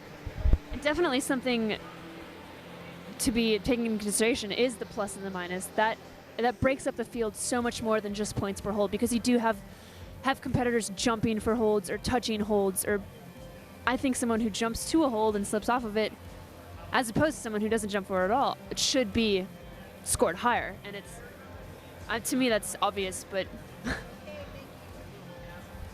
well, here we are with one of our next athletes, one of the more seasoned vets, as I would say, of definitely an experienced competitor here. Of climbing. This is Jenny Levada for Italy, the 28-year-old athlete. She's world ranked 16th. She's been as high as 14th at the end of 2011. She's currently sitting in 15th on the World Cup ranking for this year. She was 12th at the World Championships in Paris just recently.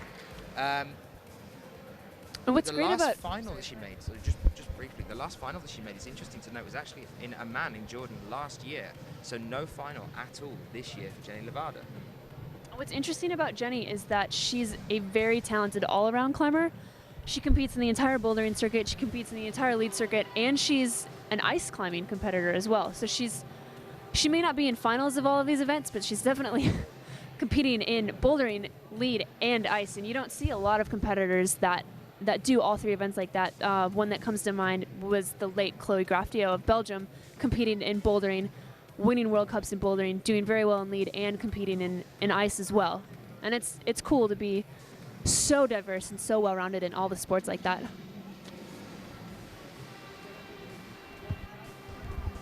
So here she is moving on to that first roof, swinging out.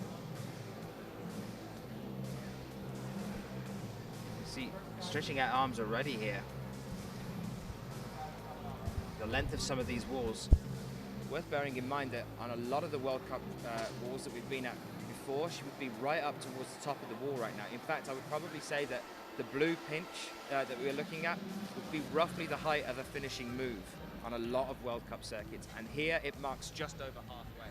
They've got a lot of ground to cover on these walls here. It's 60 feet tall, there's overhangs, and 60 feet is just from the top to the bottom. That doesn't account for the angles of the wall, the way that the route snakes all over. There's a lot of ground to cover here. French competitor, and as I said earlier, we were talking about him sitting in the middle of the two Slovenian athletes, the two male Slovenian athletes, Urban Primozic and Domen Skofic, of France. Now this is definitely a climber that we can see pushing into the finals here. Let's see whether it is that apex again that brings him off the wall, or whether he manages to read it better and stick it. It has just been cleaned. So maybe that will give him a bit of an advantage as he moves to this wall, but Roman is the one that definitely needs to have an advantage because he's already such an accomplished climber in his own right. He's definitely somebody that we could be seeing through to the final. Let's see how he gets on as he makes a start.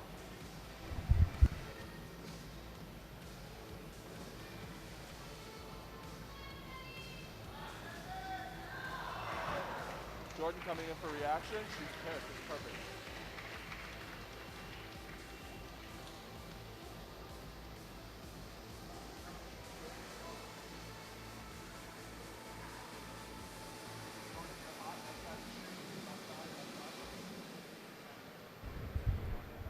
So Jenny Levada now back down on the ground, unfortunately not making it into the higher scoring female competitors. Considering we're still waiting for some of those athletes to come out, it's looking like we might not be seeing Jenny Levada making it through into the final 8 here. Should be good. I don't know what's wrong.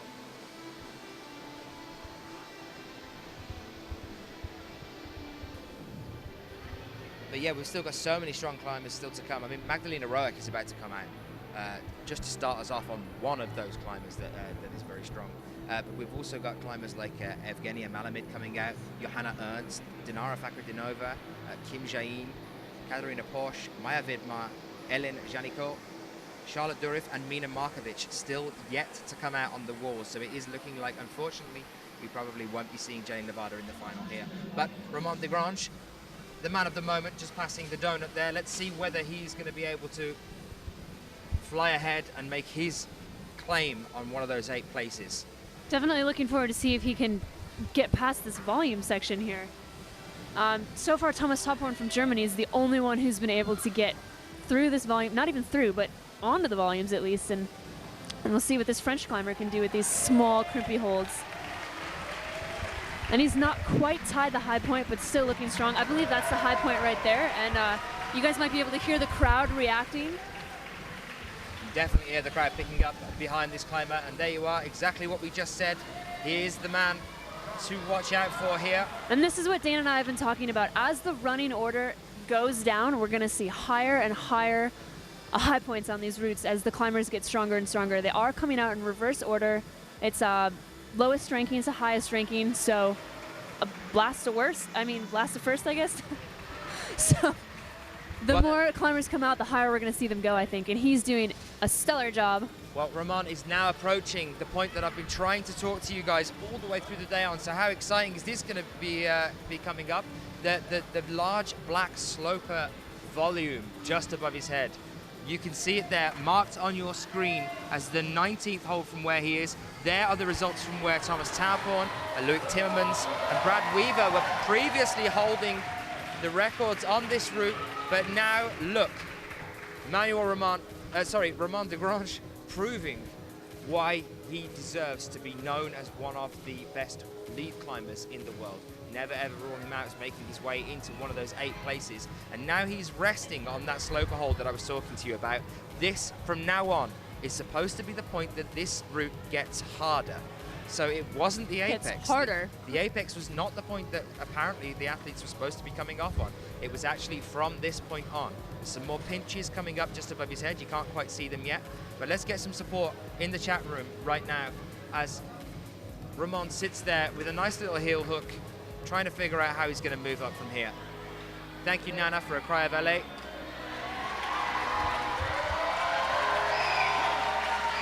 And there it is. It's proving that he's not going to stop at all here. They said it gets harder. Let's see whether he can prove them wrong.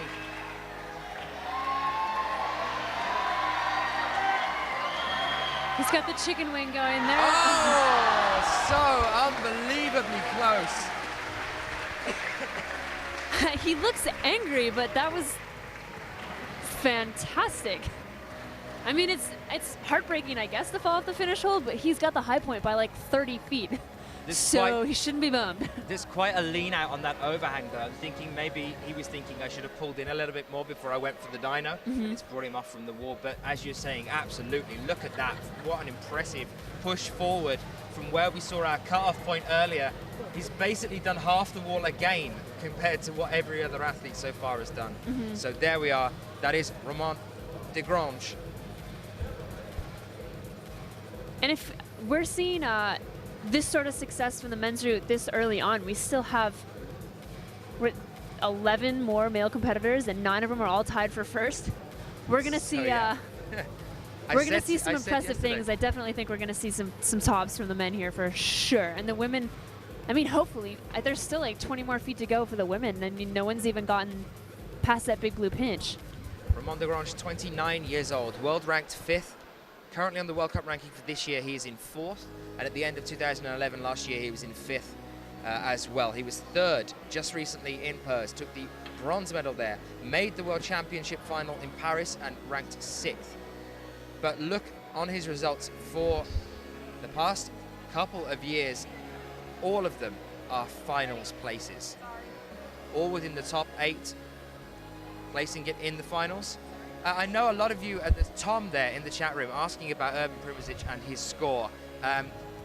We're not the ones to ask about that one, guys. If you want to find out any of the scores and check them up, there is a tab just next to the window, just next to the chat. You can click on that, and those are the ones that are updated live from the IFSC's website. If you want to have a closer look at some of those results, get yourself onto ifsc-climbing.org and have a look on there at any results you want to have a look at. So hopefully, Tom, that answers your question.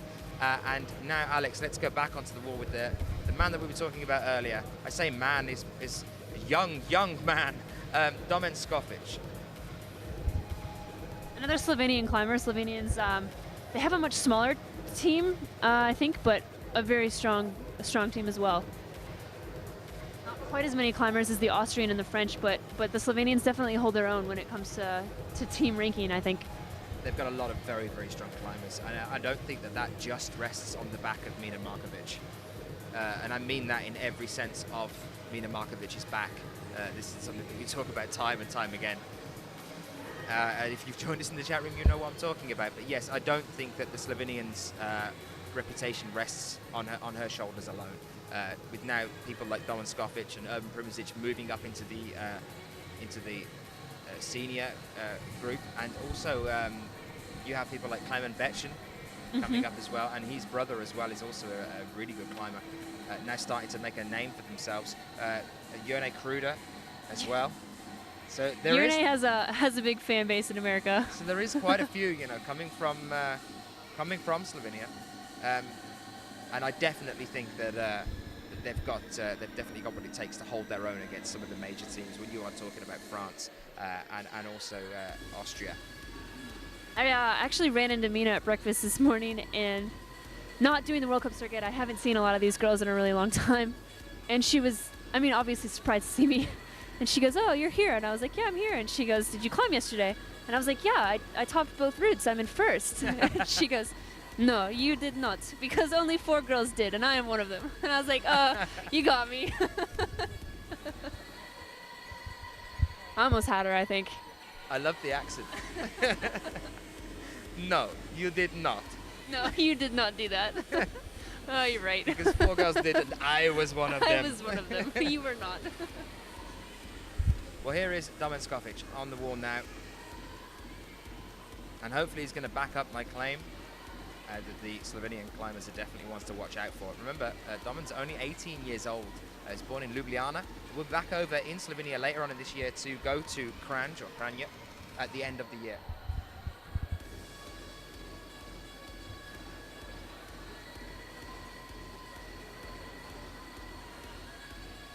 Currently world ranked 16th, Domen. He's 22nd on the World Cup ranking so far this year, but his overall world ranking is 16th. He was second at the Male Juniors Lead IFSC World Youth Championships in Singapore this year. I was there down on the beach. If you want to catch any of that action, remember again, you can get yourself over onto IFSC's YouTube channel and watch any of that action again as many times as you want on there. Yes, the young and lovely lady that is commentating with me right now is Alex Johnson. G'day. Apparently, according to Mel, you're quite a good climber. Just quite a dabble. good climber. I dabble a little bit. Well, there you are. There's a graphic for you showing you where they are ranked at present on this list. Domen now moving on to the blue volume. We saw Urban struggle here. Look at the drop knee he's trying to pull there. Look at the flexibility in this man's legs. That's something I wouldn't be surprised to see on the women's side, but for the men, yeah, definitely showing great flexibility. You can see his heel quivering a little bit. He's got a little bit of Elvis leg going on. And I think he had a knee bar in there between the red hold and the volume. So good to get, he's looking a little pumped here. Hopefully he can pull through the pump and get a little bit farther. He's got a clip in now. He's obviously found a point that he can take a rest there as he moves on to these two little sloper holes just next to him on the right-hand side. He's going to have to use them to crush his way up this little arete here. And there's no screen on the women's route right now because we've reached the halfway point and it is being cleaned currently by our handsome route setter, Chris Danielson.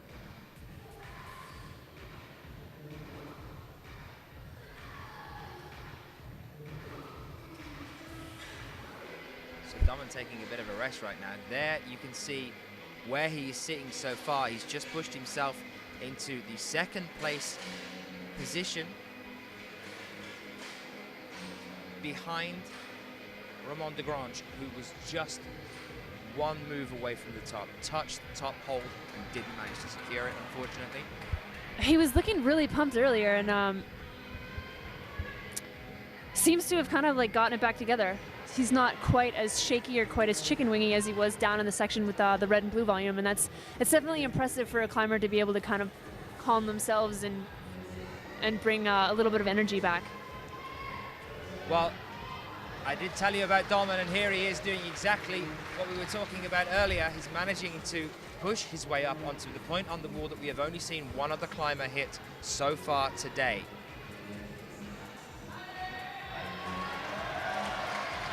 Question for Alex. What do you think of the young US climbers that can start entering these events in the next 4 or 5 years? I'm not exactly sure how old Brooke Rabato and Ashima Shiriashi are, but if they're going to be entering these events in the next 4 or 5 years, I do believe that some of these European competitors are going to have a lot more to handle. The young guns coming up in the next couple years, Margot is one of them, climbing out of Boulder as well. Brooke, Ashima, it's going to be crazy. I think they're going to see something from America that maybe they haven't seen either before or in a very long time, back when we had Robin Ebersfield and Bobby Bensman competing. So somebody's saying not so sure on the men's route because it tends to favour the taller guys. Sheila making an interesting point in the chat room. Domen isn't actually one of those taller climbers. And there he is, unfortunately, coming down, but what an incredible effort there. I think that's going to see Domen through, possibly, to the final. Let's just see where we're standing definitely puts him right now. in second place right now. He's second place, but we way do have ahead of we've third, got those guys and to come, which is what I the think 9. of. The terrible 9. So Scoffich is just sitting outside of those terrible 9, I believe. I think, was he 11th? So there's still 10 more to come. Was he 11th or was he 10th? You can see as he's just sorting himself out there and getting broken down. He was in joint 10th, but actually in 11th place, because we are now about to be joined by Manuel Roman. So he has to pray that of our all-important top 9, and not even just the top 9, there's also Manuel Roman to come just after him right now. Out of those athletes, he has to pray that 2 or 3 of them fall before that point on the wall. How do you feel when you have been in these competitions before, Alex, when you've made a climb similar and you know that there's more to come?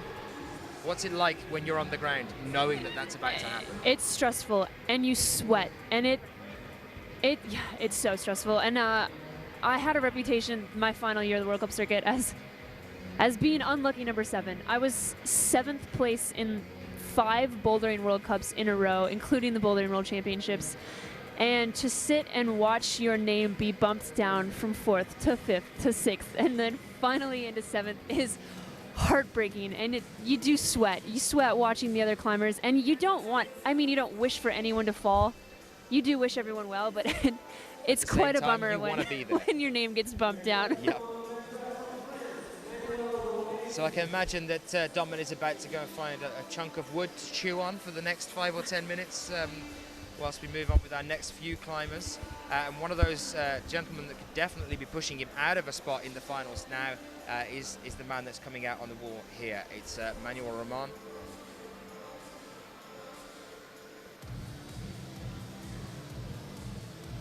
Update on Sasha's finger injury. I do not have one right now. I know her Facebook a couple days ago said that she needed to take 6 weeks off, and she heard it right before the World Championships in Paris. So I'm not sure how many weeks ago that was. 2 or 3, maybe just 2. So we have a couple more weeks to go here for Sasha before she can start climbing again. Hopefully it's not as detrimental as it sounded. I mean, I think she'll be able to start climbing again soon, slowly and hopefully carefully.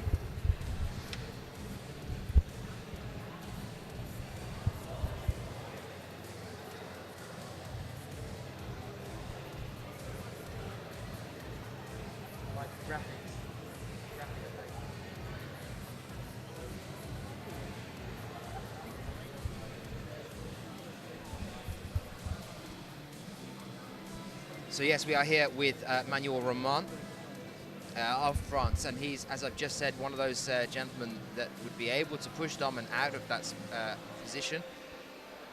The teammate of Romain Desgrange, 2 French athletes, very well known. Manuel Roman, only 24 years old, born in Briançon, and we saw him there in 2011 take the silver. Now, you know, you were talking about the unlucky number 7. Well, it's looking like Manuel Roman has had the unlucky number 9 for the lead competitions this year. In the past 2 events. At the past 2 events, Imst and Pers, 9th place positioning. So he's definitely going to be hungry here, I believe. And it sounds crazy, but being the first one out of finals, in 7th place for bouldering and a 9th place for lead, honestly, in lead, you'd almost rather be 10th than be 9th, because then you're not like the most heartbreaking spot. 9th is so heartbreaking, and even though 10th is a worst place, you're not the one that got out, you know. Well, he's got a very successful younger sister that's just starting to make a name for herself, Salome Roman. She was over in Singapore at the World Youth Competition there, did very, very well over there. And I believe he had some time out due to a climbing accident. And I'm not sure whether it's him that had the stomach problem or the muscle there, or whether he had the clip go through his arm. Because there is a climber that was out with us in Briançon. Sheila will undoubtedly update me on that one now in the chat room. But there was a climber that we know that had a caliper go through the arm. That sounds crazy. Yes, thank you, Sheila. You have updated me on that one. It is him. So yes, Manuel Roman had a clip go through his arm, fell off a wall, was literally hanging off a wall with it through his arm.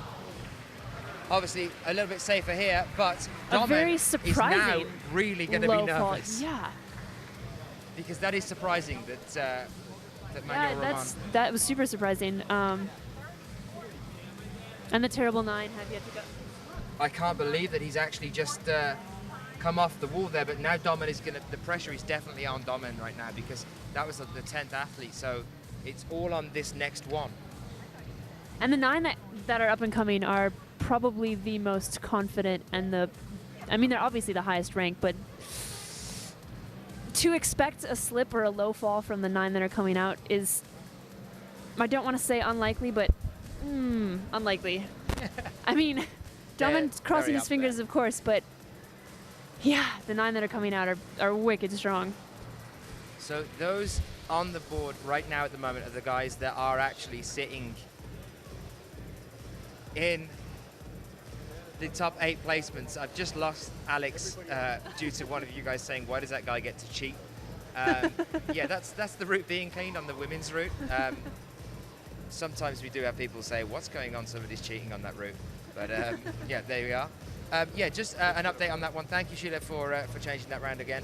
Actually, Manuel Roman is the abdominal injury. He had timeout due to the abdominal injury, and it was Lopez that had the whole arm catastrophe earlier. I think it was last year. We were talking about it back in Briançon. If you want to see any coverage from Briançon and hear us actually having that conversation, get yourself over to IFSC's YouTube channel. You can watch anything that we've covered so far this year. So yes, the women's route is still being cleaned, and we get ready for our next and first of those, the nasty 9.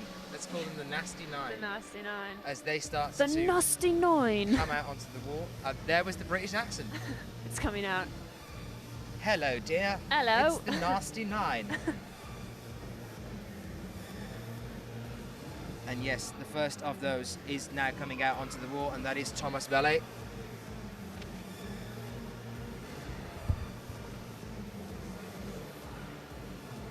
As he starts on the men's 8C route, that we've only seen 2 guys get past the apex in the roof, which is about 2/3 of the way up. So only 2 of our athletes so far have actually made it onto.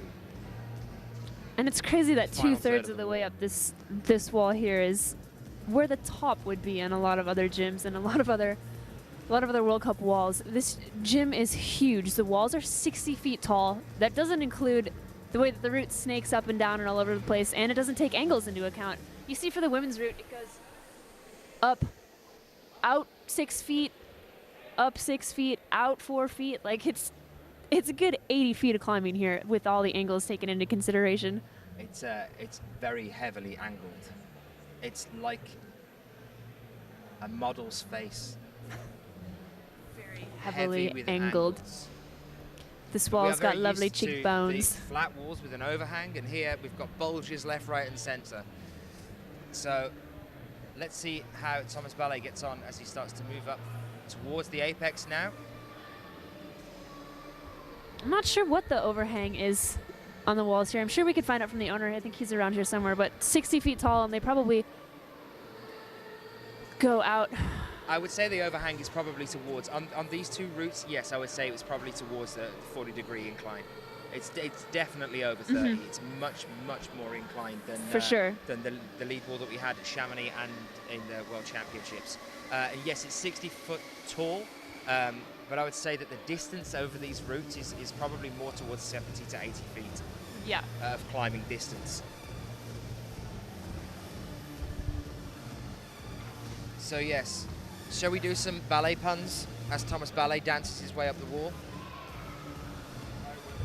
Remember, any questions that any of you might have in the chat room, do send them in to us. We will do our utmost to answer them. And we also have Alex Johnson with us all through today and into the finals as well. So any technical questions that you might have that I might not be able to answer, do send them in, and Alex will come to the rescue. Do the best I can.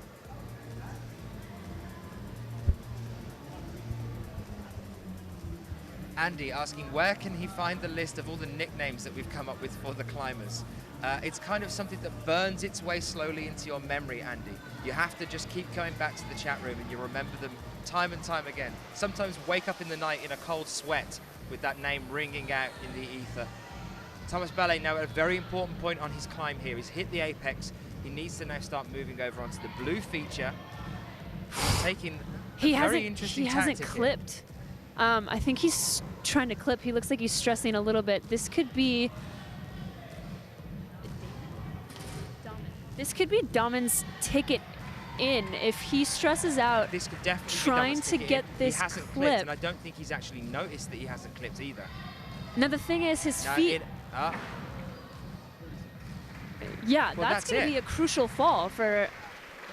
Now hold on 1 second. I think that might be it. Damon might have made it into the finals. Let's have a look. No, there are still 8 more to go. Oh man, So Damon's sweating in his boots. and we've already got 2 so far that are through to the finals. So essentially, there has to be at least 3 of our top 8, which is now going to be the evil 8. We've had the nasty 9, and that included Thomas Ballet. Thomas Ballet is now out, and that means that Thomas might not be making it into the final here. And now we're on to the evil 8. As we wait for our next athlete, which will be Mikhail Chernikov to come out. But we still have Mikhail Chernikov, Mario Lechner, Jörg Verhoeven, Magnus Midbo, Sean McCall, Ramon Julien Poblanc, Jakob Schubert, and Sachi Amma to come out and climb on these walls. All of these guys made 2 tops yesterday. So keep your fingers crossed for Domen as he tries to make his way into the final here. It'd be great to see him moving very quickly from the junior cups over into the seniors and trying to get himself into that final. There he is sitting next to his teammate.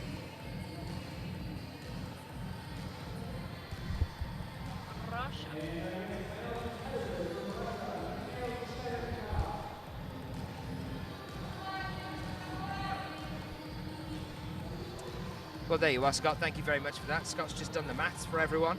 That 75 feet is the shortest that the overall route could be. Tea time for the girls now. The girls are be coming out momentarily. They are not having tea time.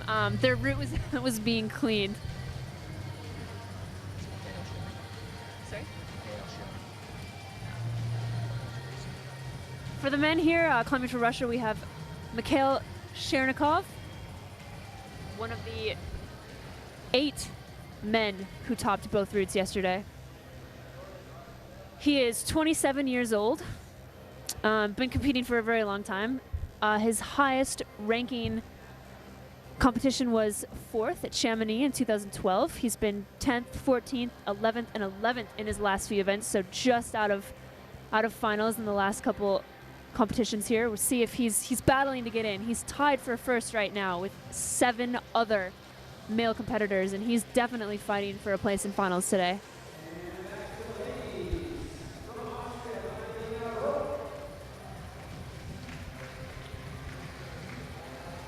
For the women from Austria, Katharina Posch, I think.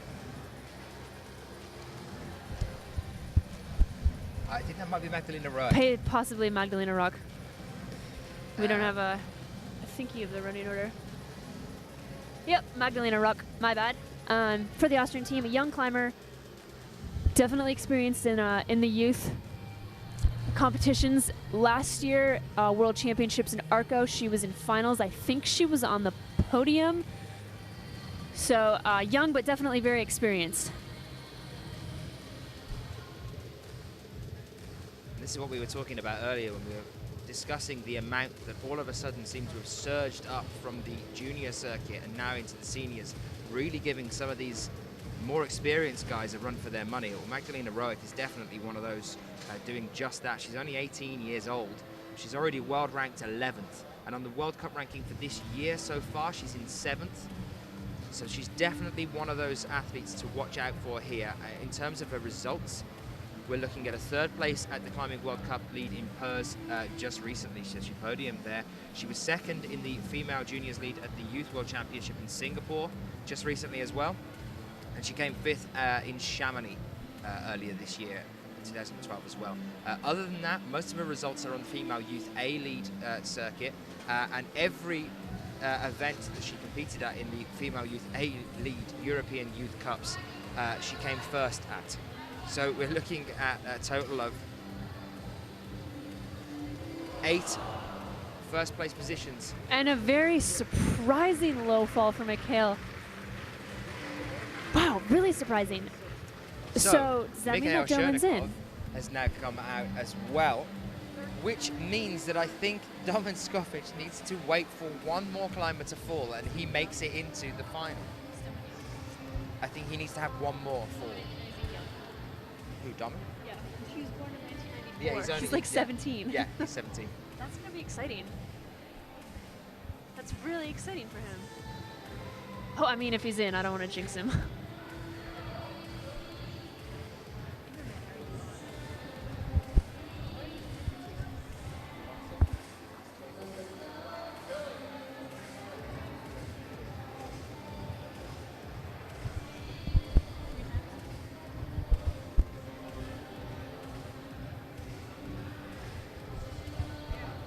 Yeah, I believe Doman is 18. Let's just have a little look and see how old Doman actually is. But he's already making a name for himself. We've seen it all the way through the year this year. He keeps upping his game. Yes, he is 18 years old from Ljubljana. He was 2nd at the Male World Youth Championships in Singapore. He's starting to move forward now into league competitions. It'd be great to see him in his first major final here in Atlanta. Not even on home turf.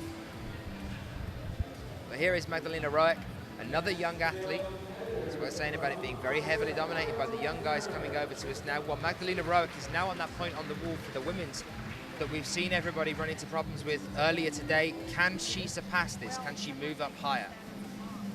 My instinct and my gut would like to say yes. This is a really tricky spot for the women, but she's young, but she's experienced. She's a veteran.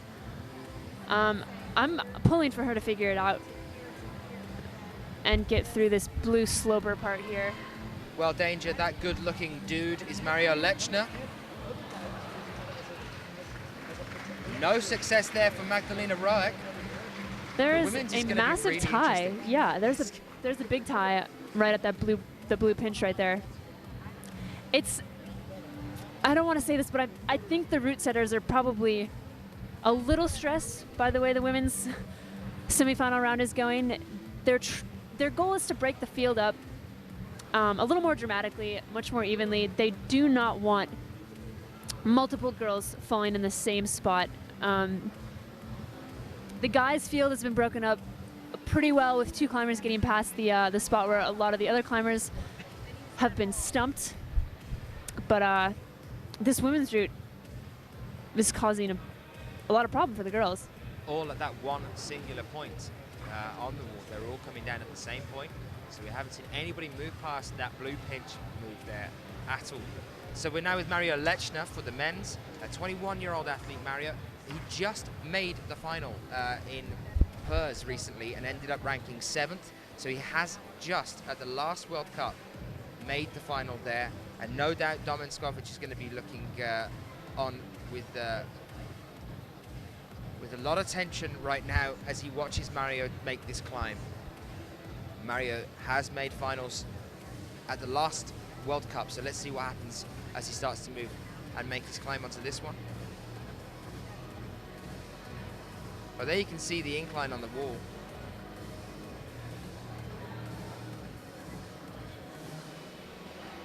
And we're just starting off with Nikki van Bergen, I believe, of the Netherlands as well.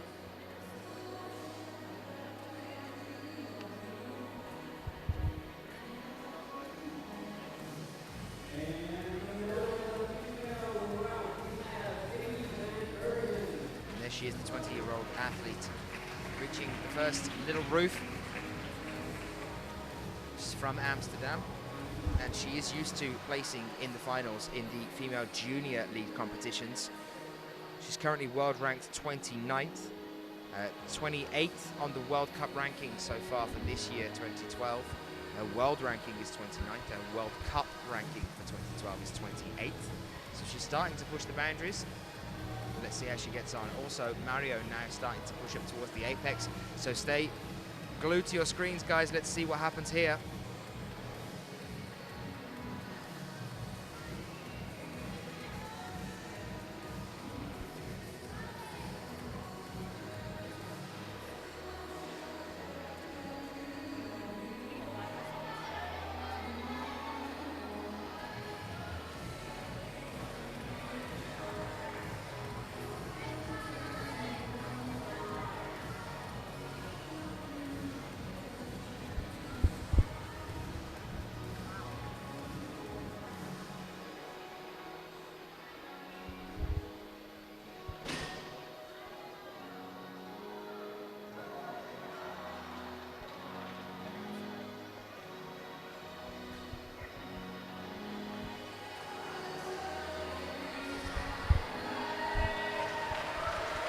Okay, so Mario has definitely made it past the apex now. Let's see what's going to happen as he starts to move into the final section of the wall here. This is supposed to be where it begins to get harder.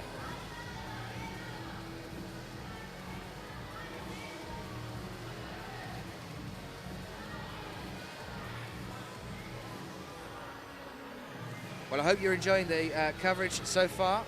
Working with the Louder Than 11 guys out here, 24/7 TV team for IFSC.tv.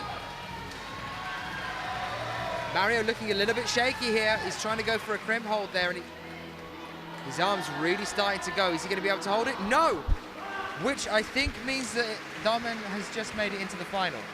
Did Domen get higher than Domen Mario? was right up there. Okay. Domen was he was reaching out with his foot to, I believe, his 45th hold. No, I'll have a look. Oh, I have the route map. No, I don't. So Mario is definitely not going to be happy with that, but how exciting is that for Domen Skofic? Thank you, Ruth, for that over amount of excitement. I'm loving that. That's fantastic.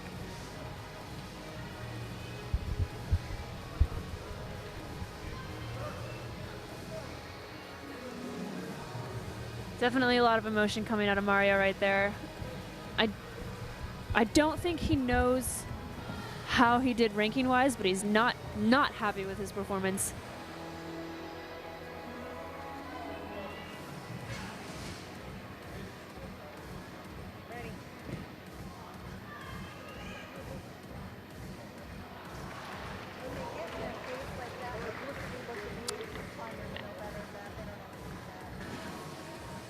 And a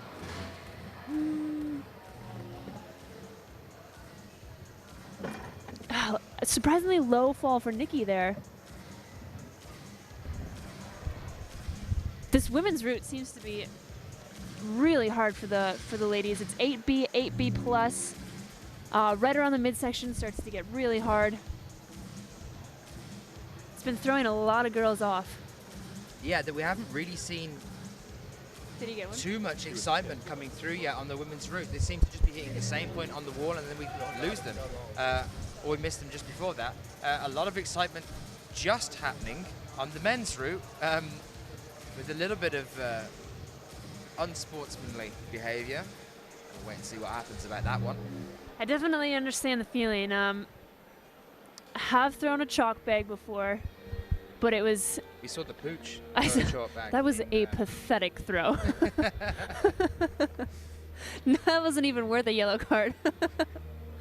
I went back to watch the feed in Paris, and I was expecting a much better throw. She's got bigger muscles. She should be able to throw harder and farther than that. I think she kind of wanted to commit to it because she was angry, and then realised what it would mean, to sort of kind of half gave up mid-throw. Yeah. I think she gave up before she threw it. Yeah, I have thrown a chalk bag, but I definitely, it was not in public. No one saw it. I went into the bathroom and threw it down, and it was just a personal, I mean, you get frustrated. There's a lot of passion. Why does everybody hate the chalk bag so much? You actually took the bag into the bathroom to then throw it? I didn't want anyone to see. Take it out on something else. Those chalk bags have done nothing wrong. It was already in my hand. I mean, I closed it first so it didn't make a mess. Well, Matilda Soderlund now coming out onto the wall. and on the men's route, that is Jörg Verhoeven.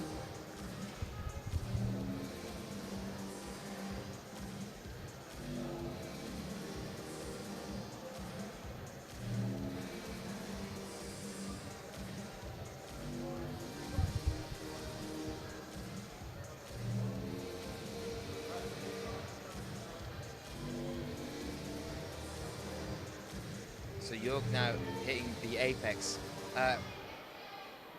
Very exciting news on the men's route so far, though, even without all the chalk bag throwing. When you look at the divide that is happening between these guys that have come through from the qualifications so strong. I mean, look at Jörg now. Just that moment ago, he was full-on Elvising on that wall there. He was really, really shaking. There's a lot of tension in his arms. You can see it's still there now. Let's hope that he manages to stick this one out. I'm definitely pulling for Jörg to be, pulling for Jörg to be in finals for sure. It's shaky, but I hope it's nerves. I hope it's not fatigue.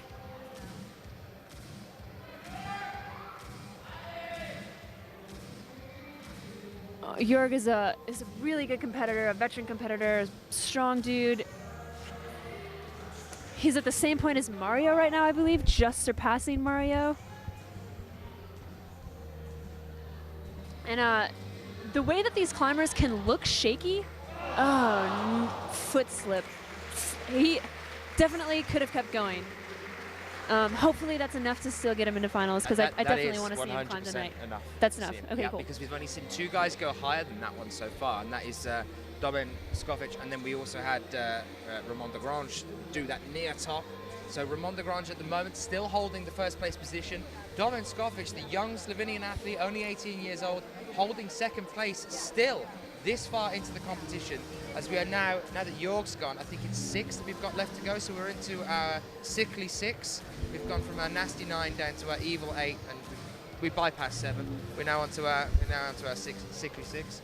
And these are the guys that really are going to be pushing to outdo each other over the next few climbs. These are the guys that had everyone saying from the off, these are the guys that we were talking about, this collection at the bottom here of male athletes that are going to be pushing off the guys that have made a certain point, but then most of our male athletes have reached that apex and come off. So Domen definitely in now, because we only have a few athletes still left to climb, and as is Romain de Grange as well. And now also Jörg. I'm just waiting to see someone on the women's route get past that fat blue pinch.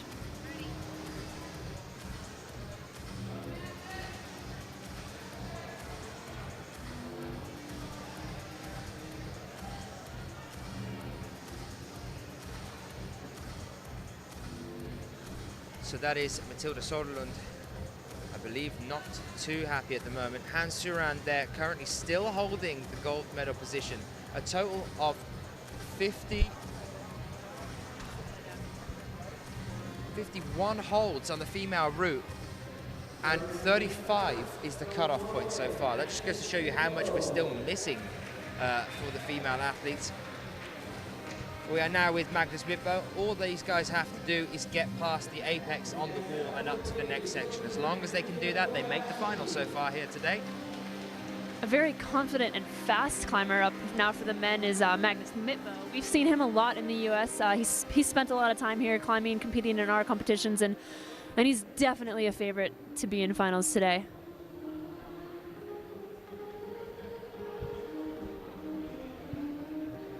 And Yuka Kobayashi now moving out as well. She did very well yesterday.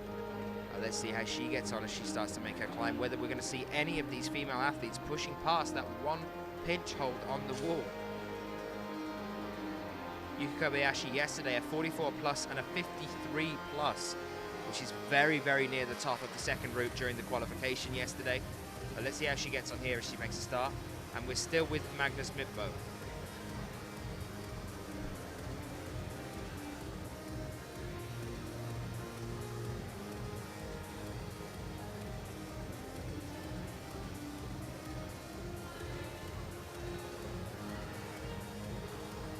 Seems to be a little hesitant at this section here. I know that black pinch is not a good hold. Definitely cruising through confidently. And what you'll notice is it looks like Magnus is not wearing a harness. It's actually, it's built into the pants. So you kind of walk out and you tie into your pants. He's just that good. He just, not only is he not worried himself, but he's also managed to bypass the IFSC laws. That's how good he is. Up climb and down climb.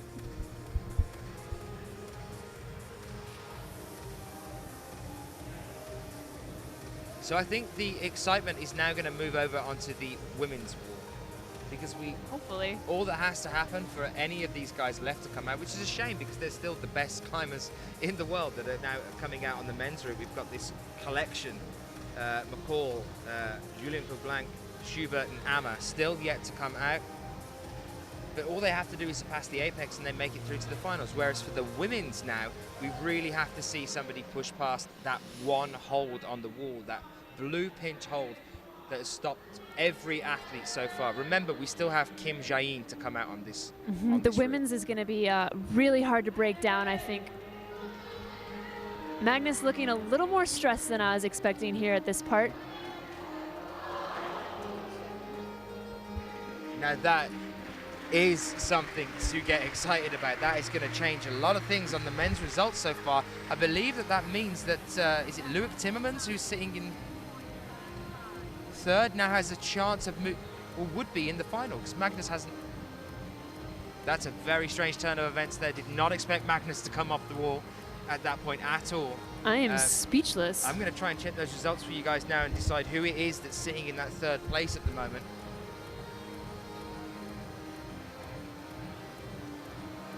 Wow. I've lost you, Alex, haven't I? Yeah. You're lost in your own world now. What's happening?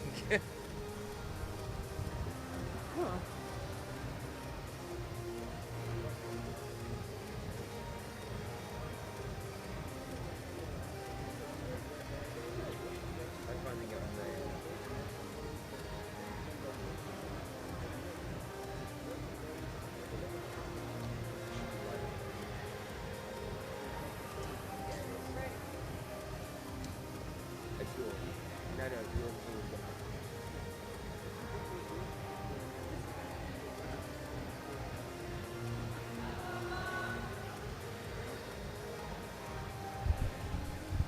So currently looking at who is making it through for the men's into the final. Our cut-off point at the moment is sitting with Thomas Ballet with a 36 position on the wall.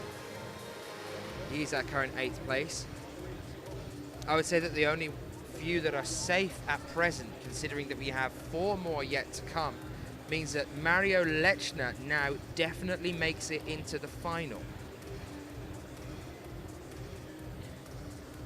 with a score of 45. We only have 4 more athletes to come. Mario Lechner definitely now makes it into the final, as Magnus Midtbo has come off the wall at a much earlier point than we would expect from the seasoned Norwegian climber.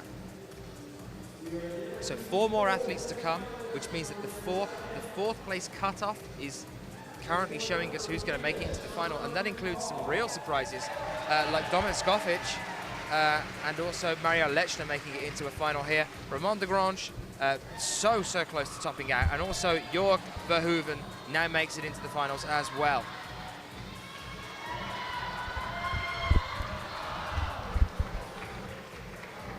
And again, Yuka Kobayashi at that exact same point, not managing to push past that blue pinch hold. Definitely excited to watch Sean McCall here, wasting absolutely no time getting on the wall. He's an extremely fast climber, very confident. Hopefully his speed doesn't hinder him and make him not sloppy, but not quite as precise as some of the slower climbers. I definitely really like watching Sean climb. He's got a really cool style. I love how fast he climbs. I just hope he doesn't rush.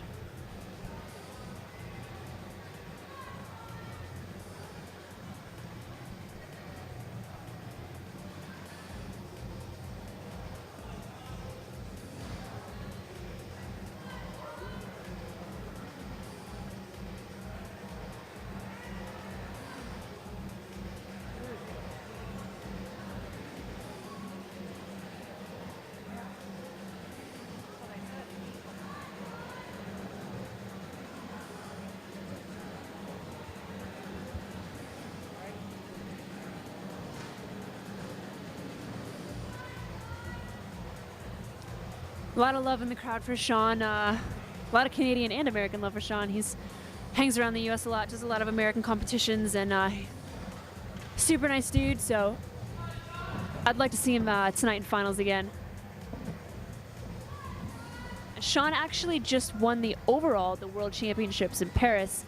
That is, you place the highest in all 3 events, bouldering, lead, and speed, and Sean did very well in Paris.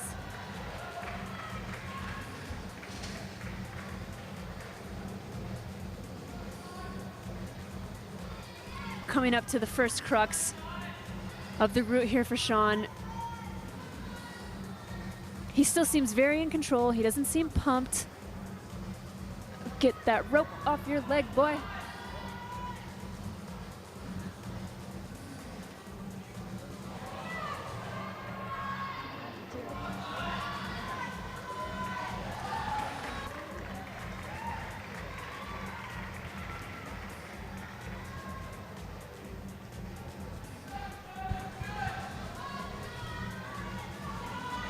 It's nice to see Sean slowing down just a little bit through this tricky section. He makes me nervous when he climbs super fast like that.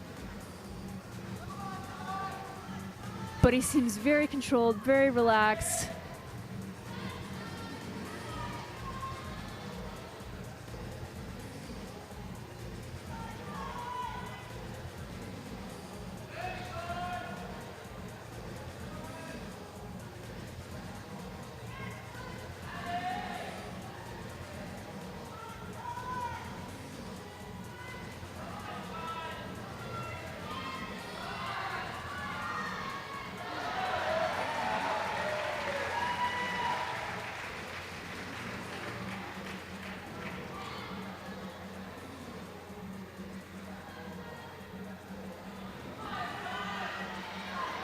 Very smooth climbing for Sean. Not quite looking pumped yet as he makes his way up through these pinches.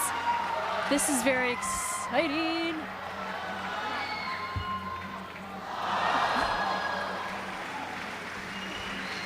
Excellent, excellent performance by Sean McCall. He is 100% guaranteed to be in the finals. Very well done. But coming off more or less exactly at the same point that we saw Domin come off at. Yeah, I think so. Which is really a surprise. Very close to the finish. Was it Manuel or Romain who felt going for the finish? It was Desgrange that we saw that went for the finish and just came off.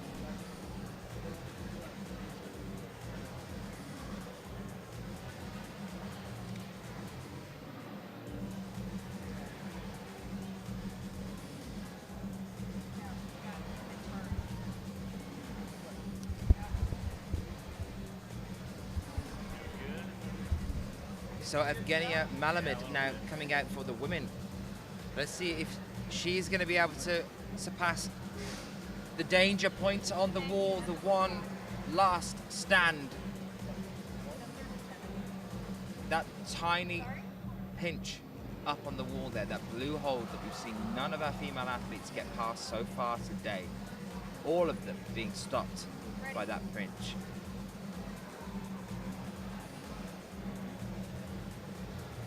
This is a name I haven't seen very often, actually, at all. I mean, I don't follow lead climbing as closely as I follow the bouldering, but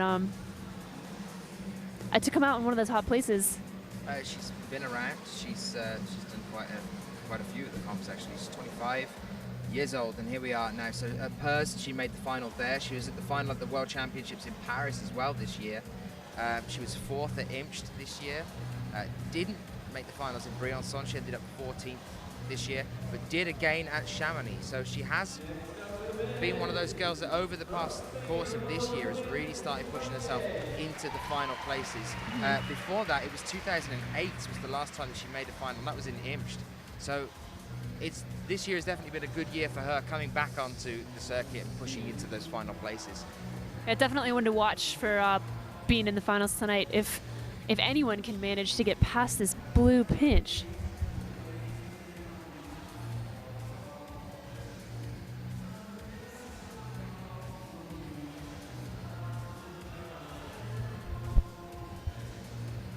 And now we are joined by Ramon Julien, which we all know very, very well. One of the shortest climbers, I think possibly the shortest male climber. He's definitely quite a bit shorter than Sean McCall, and Sean McCall is quite a small climber. I think Ramon is 5 feet 2 inches, so actually the same height as Puccio. Well, there you are. It's obviously something that people throw around and start talking about. Whether the height is going to be an issue here. We heard somebody earlier saying that this is all about height, this men's war, and that's why they didn't like it so much. Height doesn't seem to be a really big factor in the route here in semifinals. I know that last year, I mean, he's strong enough, he can power through anything anyway, but last year, the finals in movement in Boulder, Colorado, Ramon got stopped by a pretty big move that a lot of the other guys were able to do, and that was really unfortunate. But here it doesn't look like there are any moves that are too great for him. Evgenia, again, they're looking so strong, and then all of a sudden, on that point in the wall, down she comes. Thank you, Girl bites the Sheila. dust. Another girl bites the dust.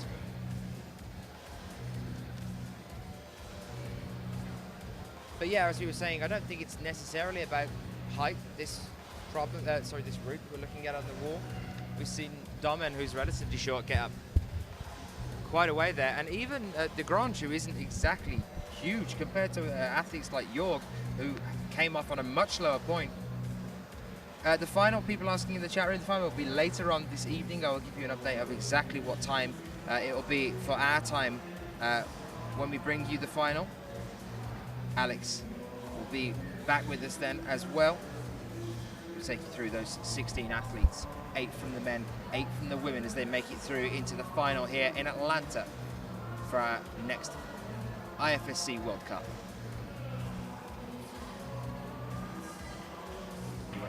I was looking for the scores. Someone asked if Delaney was on the bubble.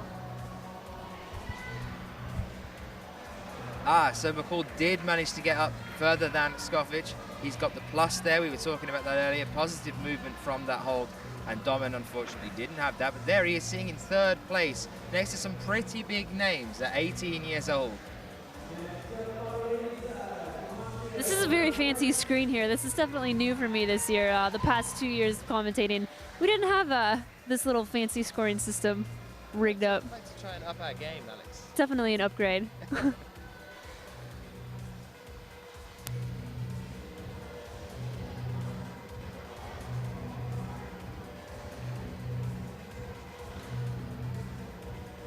Well, if any of our athletes are going to manage to make it past that blue pinch, this is the girl to do it. It is Johanna Ernst now just starting off for Austria on the women's route. If she doesn't fall off before the first clip, keep your feet on, girl.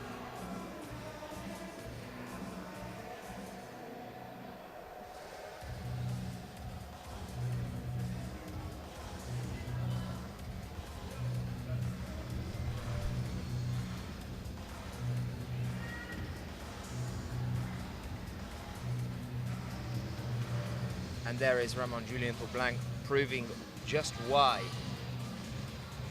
he's known as one of the best climbers in the world. Hasn't waited around on that apex at all there, pushing up onto the higher section on the wall, up towards that black sloped volume just ahead of him.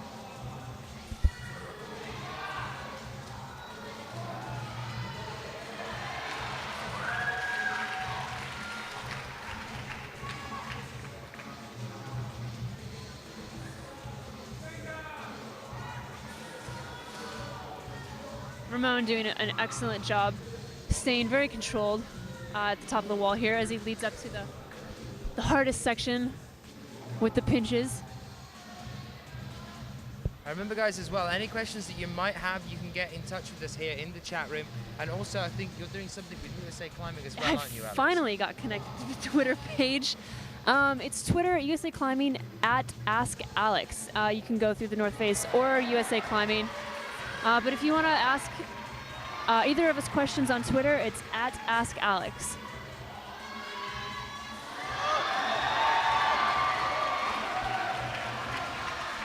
Well, a lot of support now. The crowd are really starting to build as Ramon Julien pushes towards the top. He was the man to do it in the semi-finals at Bercy, remember, in Paris. Is he going to be the only man to do it? No! Unbelievably, no, it's not. I think that's the same score as Sean McCall. But of course, making him secure his place there in the finals later on today. So plenty more to come still from Ramon as we move through. Remember, he took the gold at Purs just recently. Well, here is Johanna now, making it up.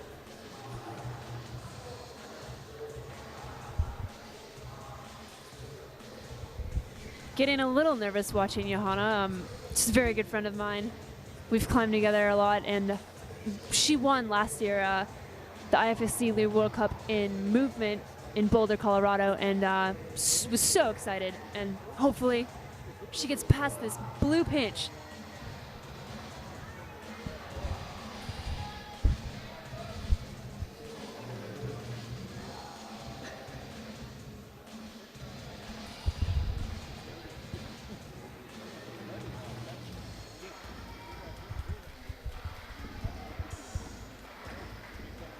So a question in there from Nivers saying, how well do the climbers know the holds on the route, or do the setters get new holds to use for the first time? A lot of the European climbers may be at a disadvantage here. These are, a lot of them look like American-based holds, and I definitely found while I was in Europe, I felt disadvantaged at not knowing any of the European-made holds. This is exactly what I was talking about with the women. Johanna being much more powerful, crossing to the blue pinch and coming out under instead of trying to match like the rest of the girls. I had a feeling she was going to try to do this, and she did. She's the only girl to get past. And I'd like to scream, but I don't want to hurt everyone's ears who's listening. Oh, it's fine. Sheila screamed whenever the French climbers started climbing. You just have to move away a little bit and then come back to the mic when you're ready.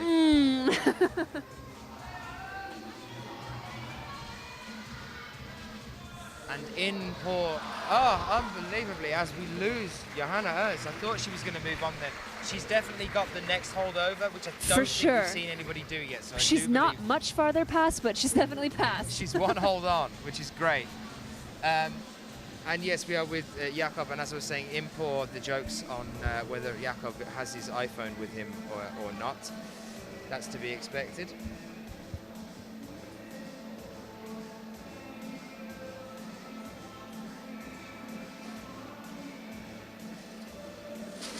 That was definitely a controversial subject when Jakob did get disqualified. Yeah, I actually caught him chatting to one of our IFSC officials about that the other day, and he's fine about it. It doesn't seem to be too wound. I mean, it is in the rule book, but it's also like a heartbreaking thing to kind of have to go through. You're not supposed to have your phone. Yeah, but he's going through as to whether it was definitely a red card, whether it could have been a yellow card, and this, that, and the other. But you know, he was the first to admit that he had it on him. And yes, you're not supposed to have your iPhone or any phone in isolation. And so Jakob bowed out and was given that red card, not able to climb, admitted that he had it on him, and now he's back again here. I'm sure without any form of device anywhere near him as he moves forward and tries to make it into the finals here. I'm Only sure a few he's moves sure of away that. from that final place.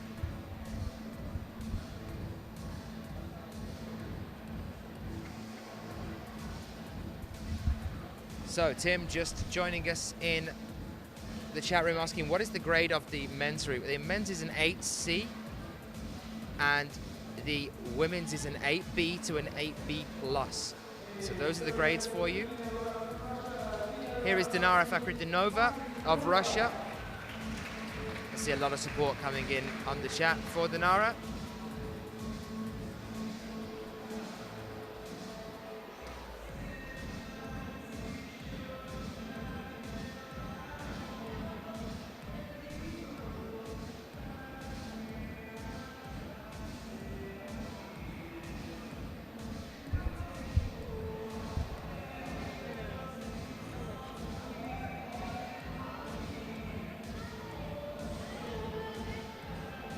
Somebody in the chat room saying, you think that the reason that Jakob got the red card is because he had an iPhone 4 and you're only allowed a 4S or an iPhone 5 in the isolation.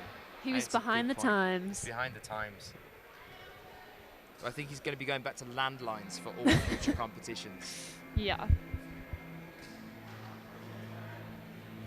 Looking super strong here still. And though Chilling. he doesn't actually know it at present, that has just pushed him into the final.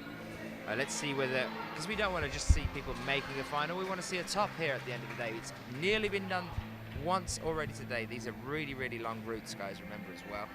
Let's see if we can see a top before we finish up things here today at the semi-finals.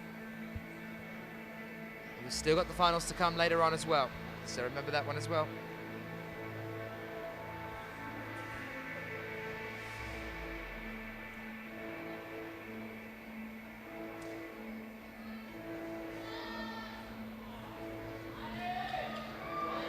I think Scott's talking about Mina Leslie Wojastic. But Scott, come on, let's focus on the climbing. Dinara Fakhretdinova now moving up. Jakob Schubert now on the pinch holes at the very top of the wall here. Can we see Still looking a casual. top here? Can we see a top from Jakob? This is the world champion, guys. Oh, unbelievable. The same point that we saw Domen Skovic come off again. Not only just Domen, but also Sean McCall, though Sean got the plus because he did move on to that next black hold, the penultimate hold. It's going to be an intense battle in finals night between the men, that's for sure. Especially after they're probably all going to know that they hit the same point and came down on this one. They're all going to be a bit eager to prove their worth when they get in there. And I know that a man that's definitely going to be wanting to prove his worth is Jakob, considering that he just won the World Championships and was then disqualified from the very next World Cup. So right now, as the World Champion, he's going to be really wanting to get into that final and power his way through.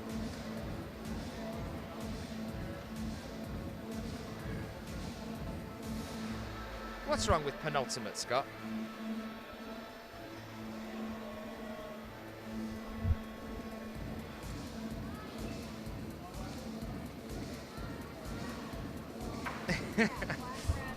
So, Jakob now moving to Jorg. Now, this is something that I've seen happening more and more. At nearly every event I've seen Jakob and Jorg at together, they are always the two that discuss everything, go through everything, and even after events, always are caught hanging out together. They're very good friends. Jorg actually lives in Innsbruck. Jakob lives in Innsbruck. They train together every day. They climb together. They travel together. They're definitely really good friends, and it's cool to see that kind of camaraderie in events this big, such as World Cups. Well, here is Dinara. Let's see. She's now on the blue pinch hold. She tried to do a little pop there. She did not wait around on that hold that we saw Johanna hit. She tried to go for the positive movement. I think that was a bit of a trick there, actually. You can see she grabs onto it just long enough to have the hold and then taps to the next one. I think that might put her ahead of Johanna with a plus.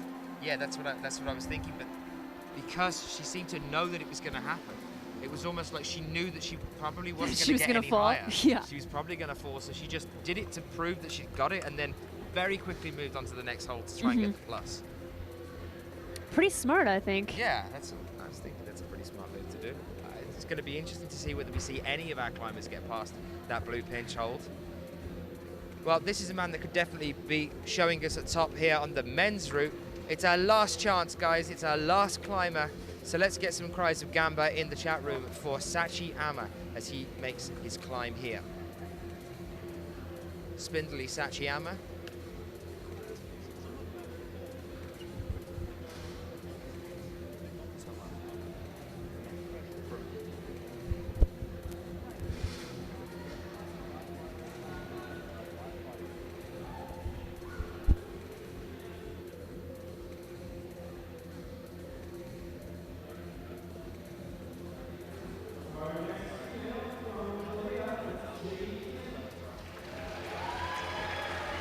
And we are about to be joined by the lady that we were talking about earlier, Alex. It's Kim Jae-in now coming out onto the wall for Korea. Now, this could be one of our athletes that we see managing to possibly get past the pinch. She is a very static climber. She's a very small climber as well. Yes.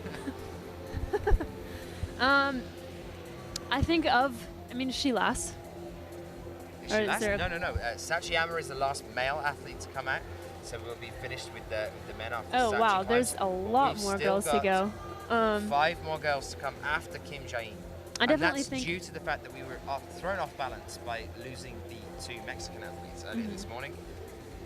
Unfortunately, no Mexican athletes in this semi-finals. Kim Jae-in, I have a feeling, will go past the pinch. Hopefully it's not just one hold past the pinch. Hopefully it's at least a couple moves past the pinch. I would really like to see someone get up out of the overhanging section and up onto the vertical head wall there. Not a single girl has gone that far, and Sachi's already up, climbing his way into finals right now. Well, there are 3 or 4 girls coming up that have the ability to do that.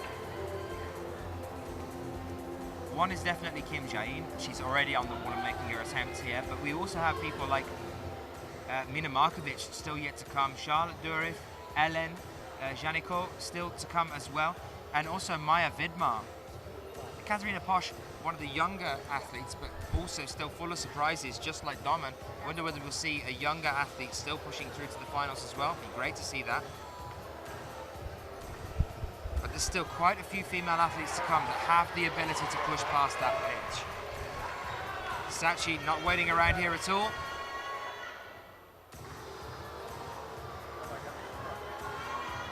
I love watching Kim Jae-in climb. It's just the most natural, simplistic thing to her. She just makes it look as if there's nothing going on. She could be anywhere right now and just enjoying the space. And it's the same way for bouldering. She's an amazing boulder and an amazing lead climber, and it's just impressive to watch her climb. I'm sure I've heard World Cup competitors in the past say that she's their favorite climber.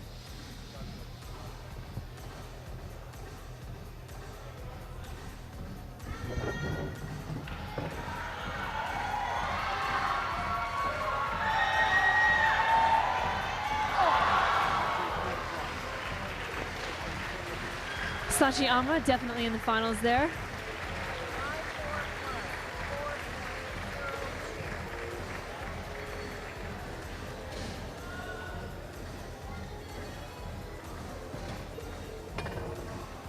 And it looks like there will be no tops for the men today.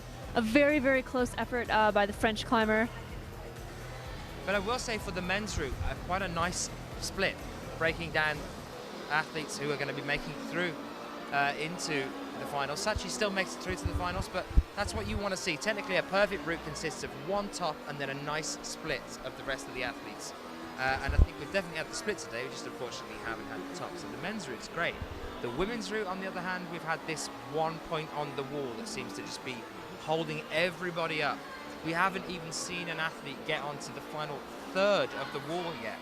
We're still missing like over a third of the overall section of that wall. It's a really long route and there's a lot more to come if they can get past that pinch, but nobody has yet. My fingers are crossed for Jae-in Kim here.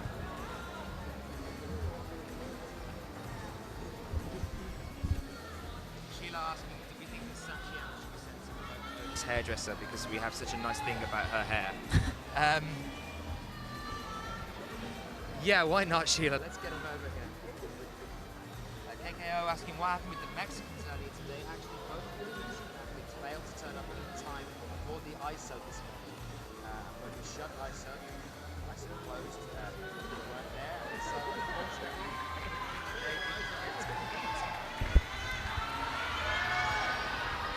sorry, a couple of you lost me again there. Hopefully you can hear me again now.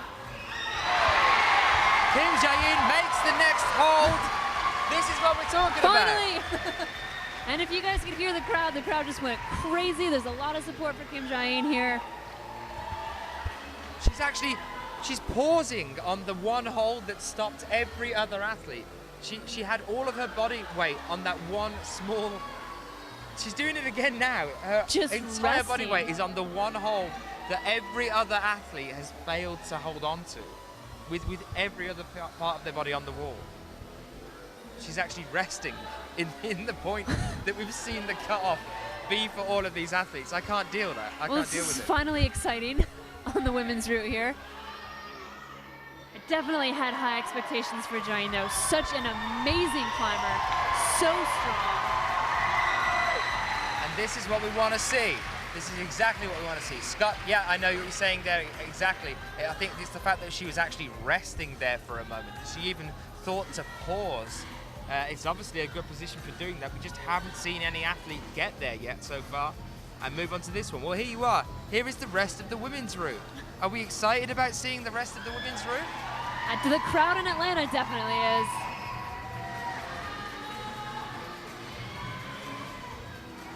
Such a precise climber. It's definitely entertaining to watch her climb. I love watching her move. She's very, very technical, but very strong.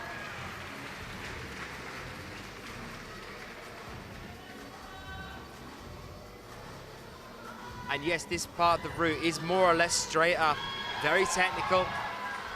And I know that Sheila's talking about her 8 there as well for Kim Jae-in.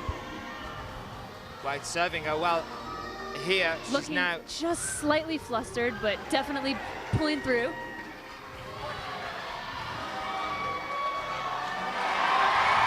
that is absolutely incredible. I know the crowd here in Atlanta is very impressed with Jiang's ability right here. We may see a top for the women's route. Very close. Well, thanks, Alex. God, couldn't Jinxed you have waited again. a little bit longer? But still, you have to give it to her. The only person so far today to manage to push past that section on the women's wall. How incredible was that to watch Kim Jae-in resting on the point that had cut off every other athlete before her. Resting there. There is the token bow every time Kim Jae-in gets off the wall. A bow. Actually, not to the audience this time, but to you guys in the chat. That was straight into the camera. So there you are. You all received the token Kim Jae-in bow. Like the token Sachiyama smile. She's definitely pumped. You can see that there. So, just a few more female athletes to go. Let's see whether any of them can manage to do what Kim Jae-in has just done. No doubt from the screams and the amount of time that's just been used, they know what's happening out here. Chris, never.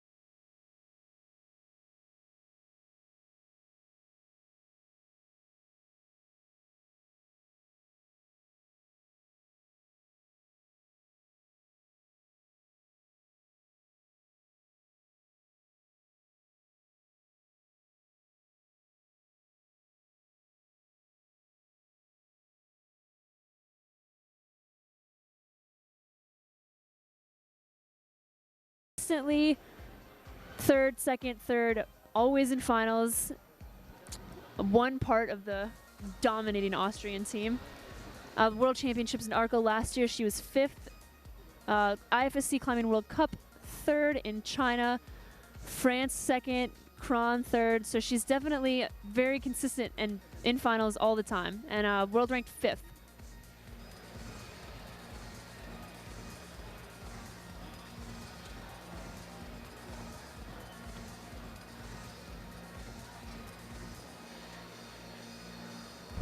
I think we need to hold off on the epic level back muscles until she comes out onto the wall. But once she does come out on the wall, we will have many discussion about Mina Markovic's epic level back muscles. For now, Katarina Posch, let's... Kim Jae-in just managed to do. And yes, just to remind all of you guys, Oh, there is the gym there. There's a great shot of what you're looking at down here. There you can see Katarina Posch on that overhang on the wall.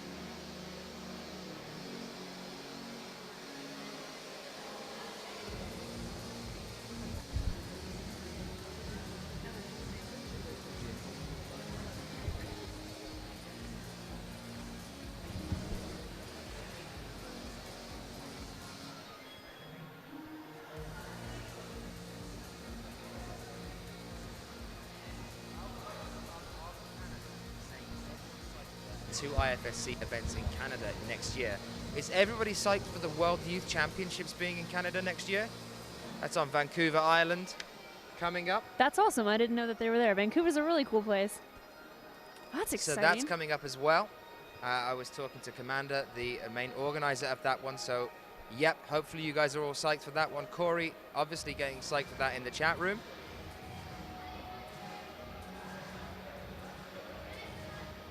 If you want to find out any information onto that one, get yourself online and start having a look up about what you can expect to see next year. It's on Vancouver Island, and it's supposed to be a really, really nice setup. And after the success that we had in Singapore, despite the weather this year, I think the fact that it has a roof is already making it exciting for me.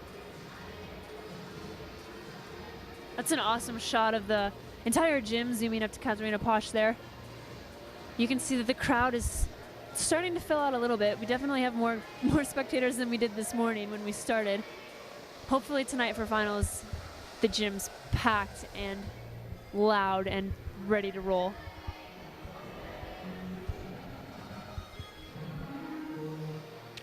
So yeah, people asking what the name of that gym is as well. You can look up online. Thank you for the guys from Canada joining us now. That's the Boulders Gym.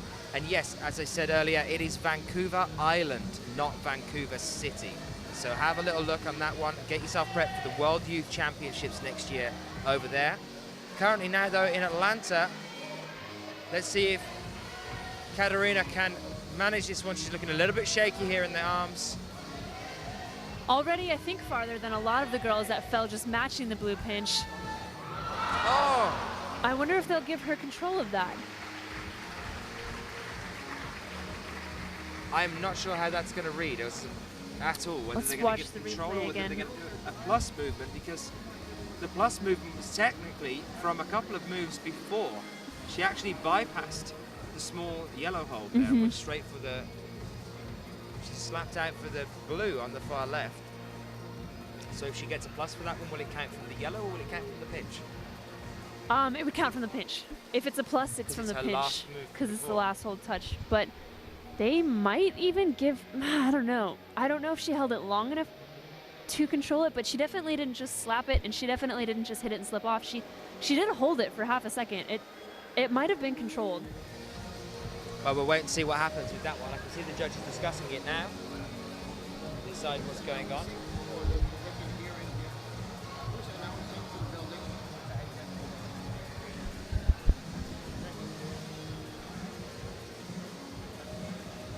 Well, that's where it's sitting at the moment.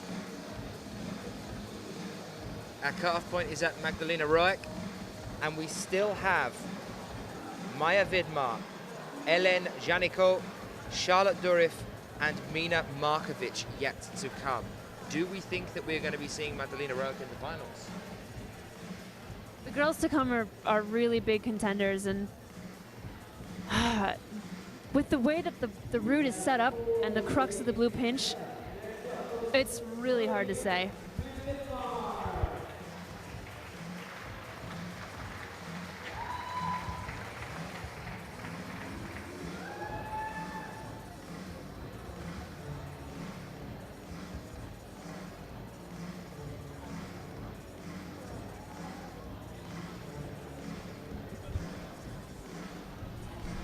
So for those of you asking for the Boulders website, you can find it at www.climbtheboulders.com. If you want to go and find out where it's going to be next year and what World Youth Championship, where it is going to be held, you can get yourself onto www.climbtheboulders.com. Oh, and there it is. Somebody's posted it in the chat for me. Thank you very much there from Bern.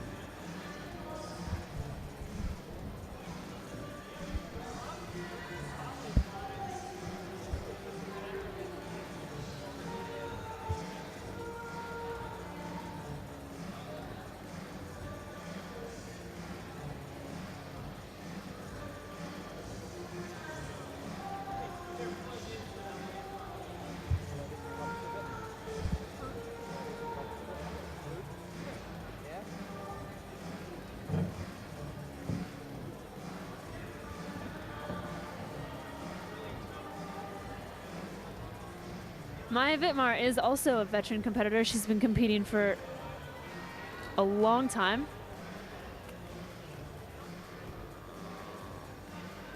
World ranked 9th right now. She's 26 years old. Barcelona, she was 5th. Kron, 5th. Valence, 6th. On Boulder last year, she was 4th. So it's not unreasonable to expect Maya to be in finals here tonight.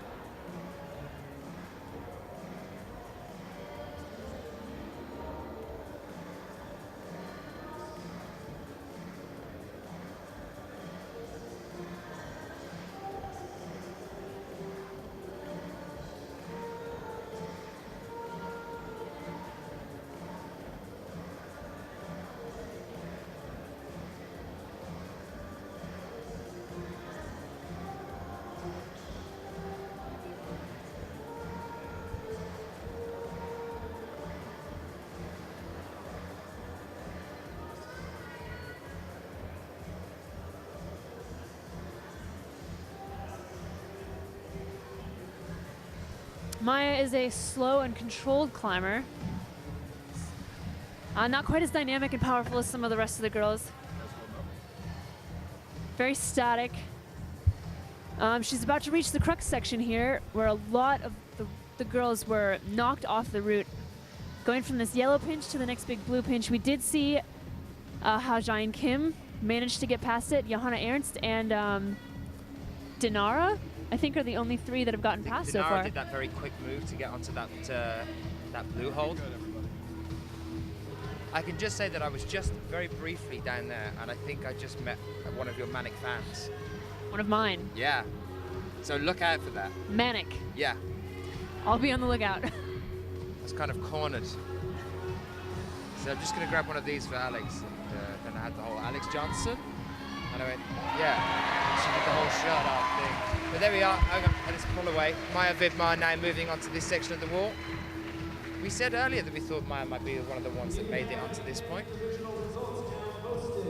Especially considering that that pinch has so much pressure on her hands. She does have a reoccurring finger injury all the way from 2007. It keeps coming back. She has this reoccurring finger injury. Yes, sorry, for those of you that joined us just a few moments ago as I was talking about Manic fan for Alex. Yes, it is Alex Johnson that is joining me here in the IFSC.tv web feed. Any of you that have any questions for either her or for myself, send them in and we will try and do our best to answer as we watch Maya Wittmar now push into the section of the wall that has only been touched by one other pair of hands so far today. Yeah, I'm also surprised that Johanna Ernst did not get past the crux section that seemed to throw the rest of the girls. Johanna is a more powerful climber. She's probably the most powerful climber for the ladies in semifinals, and she's definitely in finals, so maybe she's just saving her energy for finals. We'll see. Did you know that Maya was in the Slovenian Armed Forces? No, but that's not surprising. A lot of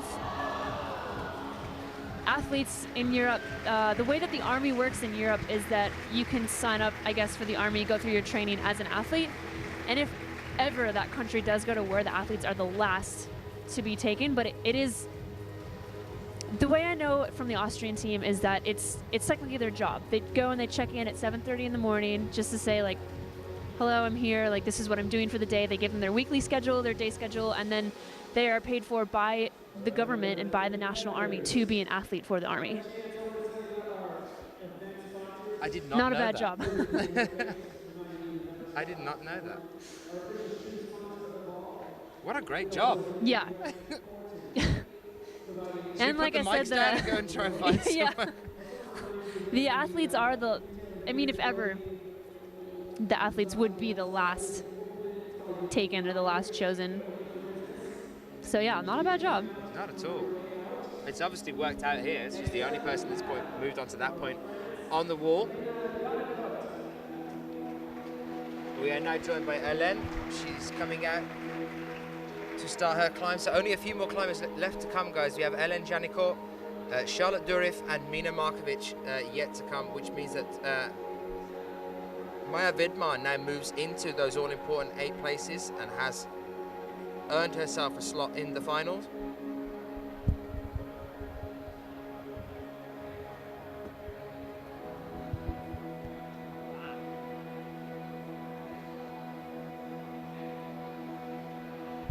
Remember, if any of you are just joining us and you have missed any of today's action, you will be able to find it very shortly up on YouTube.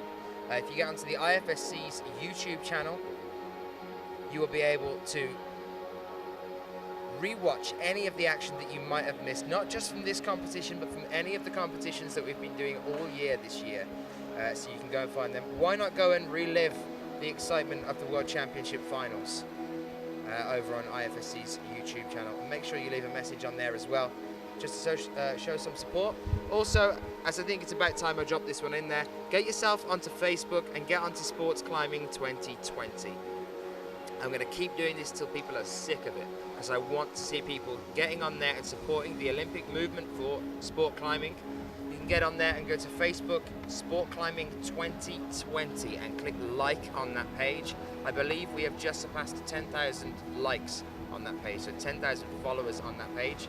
That's a lot of likes. That's 3rd as much as Alex Honnold has. So maybe you should post something on Alex Honnold's Facebook page about Olympics, because he's got like Maybe 30 we or should link that up. 40,000 fans. That's a lot.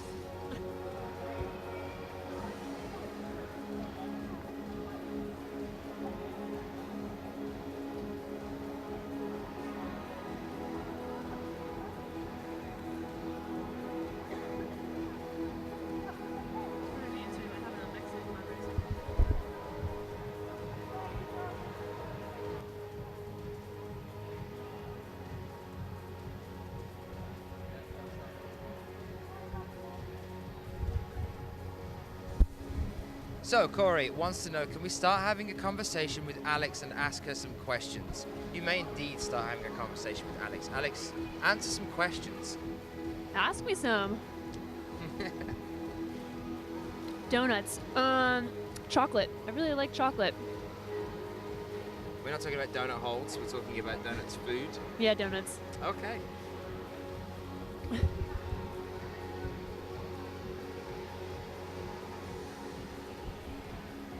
So, Hélène, let's go through exactly what we are looking at with her as a climber. Moving on from the Second. from the World Championships. 18 years old, world ranked 8th at the moment. Made it through into the final at the World Championships in Paris this year. She was 7th. She came 5th at Purs just recently. But worth remembering, she is our gold medalist from Briançon earlier this year. So at 18 years old, she took the gold medal, the first place podium position at Briançon. Yes, it's on her home turf, but it's still something that should be bared in mind while we move into this World Cup now. We would like to see her moving into the finals. I know right now Sheila is probably crushing the mouse under her fingers as she watches this over in France at the moment. Anyone else showing some support for Hélène, do shout it out. Let us know that you are supporting her. And then those questions for Alex Johnson can just keep pouring in. Don't worry, just keep pouring those in, and Alex will answer as many of those as she possibly can. Moving pretty fast after a big rest here. Coming up to the crux of the climb, this route is rated 8B, 8B+. It is hard.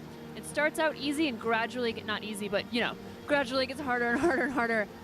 And she's about to reach the point that's thrown so many girls before her, this big fat blue pinch. She's currently ranked 2nd in the running order, so if she can manage to get past this, I think she's guaranteed finals.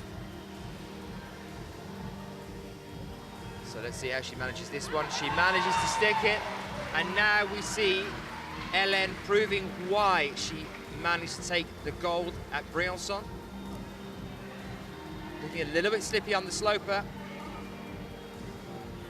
Grabbing some more short there, you can see her hand just slipping off from that slope, then there was very little friction to be found on that. Let's see how she gets on from this point onwards. Remember, Maya Vidmar, the only other person to get to this point apart from Kim Jae-in. Kim Jae-in very nearly topped out on this route. Are we going to be surprised by Hélène? Is Hélène Janico going to do this?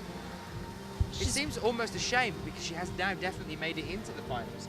That she's now going to use a lot of energy pushing up to this final section of the wall when if she knew she was in final, she'd probably just call it a day, maybe. I was thinking about that when Jae-in Kim was climbing and she finally stuck the blue sloper that no one had touched all day, and the crowd went crazy. She had to have known she got the high point. Yeah. And it crossed my mind to just kind of bail and save energy for finals. If she knew there were only 5-6 people after her and she knew she was high point, I mean, it's definitely risky business, but that did cross my mind.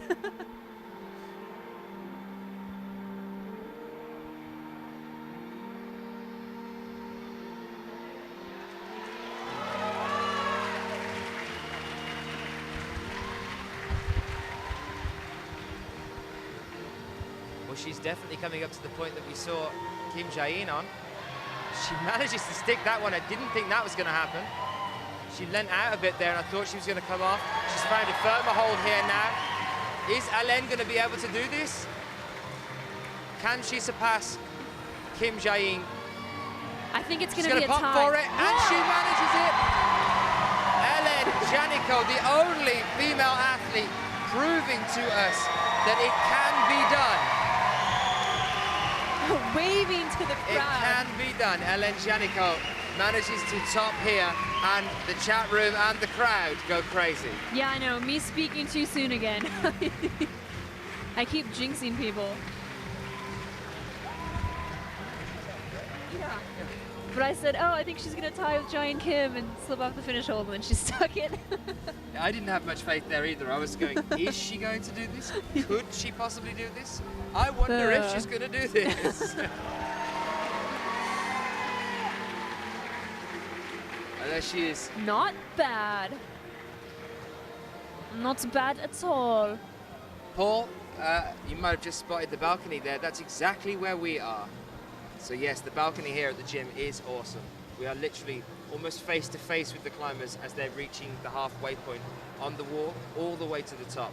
If you want to come and climb, get yourself down to Stone Summit and have a look at the climbing gym here.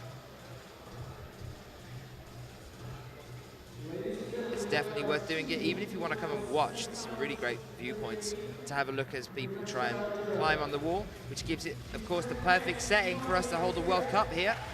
There is Hélène Janico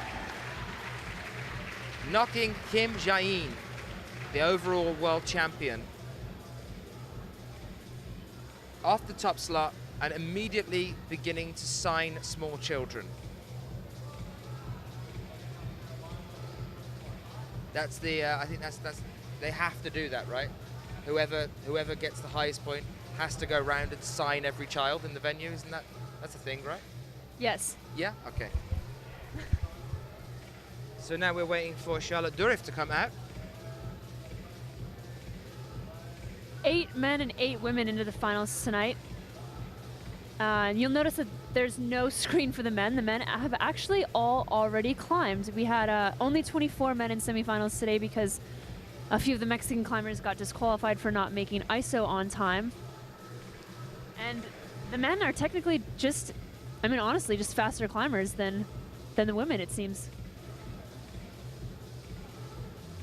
Question from Corey, I'm going to have to condense a little bit there, but to you saying, do you enjoy the competition atmosphere as much as you enjoy climbing? I would assume that that is outdoor climbing. That's a tricky question. Competitions in the US are a lot of fun. It's mostly a giant get-together with your friends to climb on new boulder problems in the gym, but I would have to say, as a whole, and I'm speaking for probably most American women in the competition circuit, climbing outside does take precedent. You don't see a lot of women in the World Cup circuit. I think Puccio's the only one doing them right now. And we all go to the competitions in the US, but it's mostly kind of just for fun and to hang out with each other, and everyone is a lot more focused on outdoor climbing, and it's maybe not the same mindset as a lot of the climbers in Europe. Sharkbait asking, what is ISO? I'm going to hand that one over to you, Alex.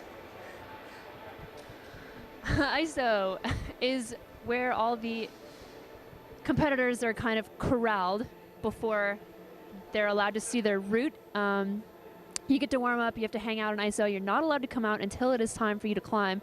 And then you come out, you see your route for the first time, and you give it a go. So ISO is just kind of like a cave. It's a climber cave. It's a cave where we keep the climbers until they are ready to come out. That's a very nice description. It's a cave. So here is Charlotte Durif. Starting up now, Charlotte, the penultimate, I'm using it again, climber to come out today. We have Mina Markovic only to come after Charlotte has finished her climb.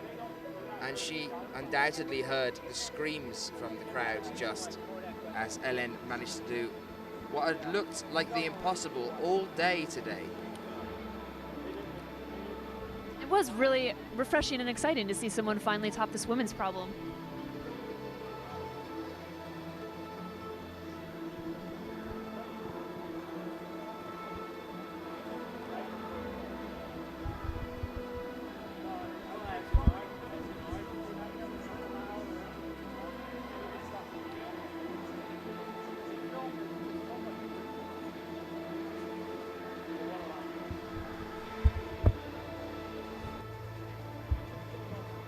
Alex Fritz. He's in the chat all the time, but it's just like, I love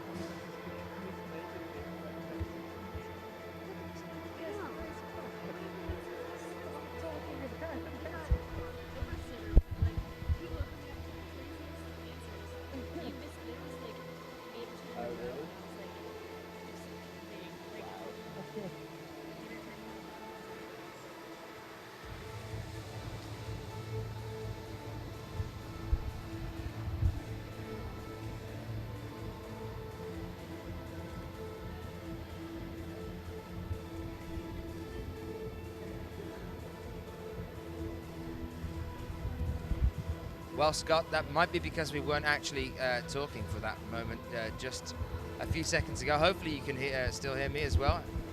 We are here with Charlotte Durif as she makes her climb for today. 22-year-old athlete born in Belay in 1990, world ranked 6th at the moment.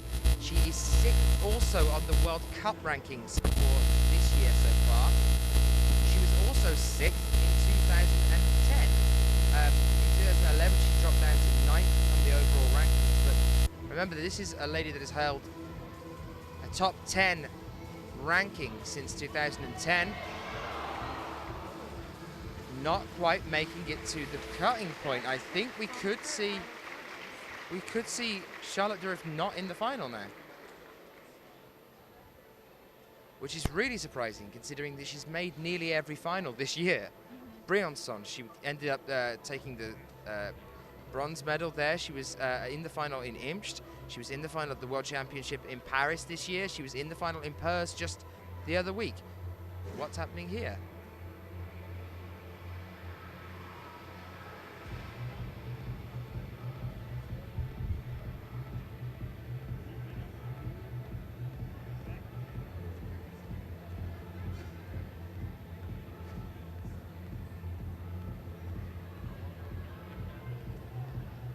Rai asking, has somebody topped the women's route? I was away after Kim Jae-in's climb. Yes, somebody did top the women's route, and that was Hélène Janicot of France. If you want to see that happening, you can get yourself onto YouTube very shortly after we finish up here at this competition, and you'll be able to see that top. It was definitely something worth watching.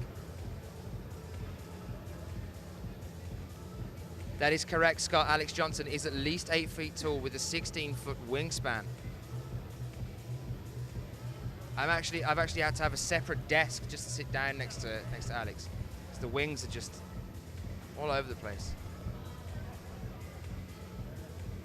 Well, unfortunately, guys, we are not going to be joined by Mina Markovic's epic level back muscles. She's wearing a t-shirt. So you're going to have to do with just some of the best climbing in the world instead. How's that?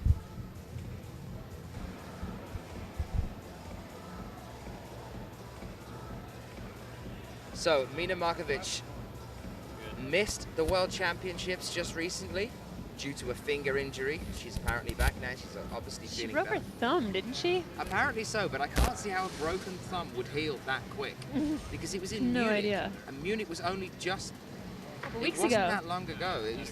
We did Munich and then went to Singapore, and then it was pretty much straight away for the World Championships in Paris again after that one. So it was less than a month. That's a very quick time to heal a broken thumb. So I'm not entirely sure. Or maybe whether it's not broken. healed. maybe it's she's not just healed. climbing on it.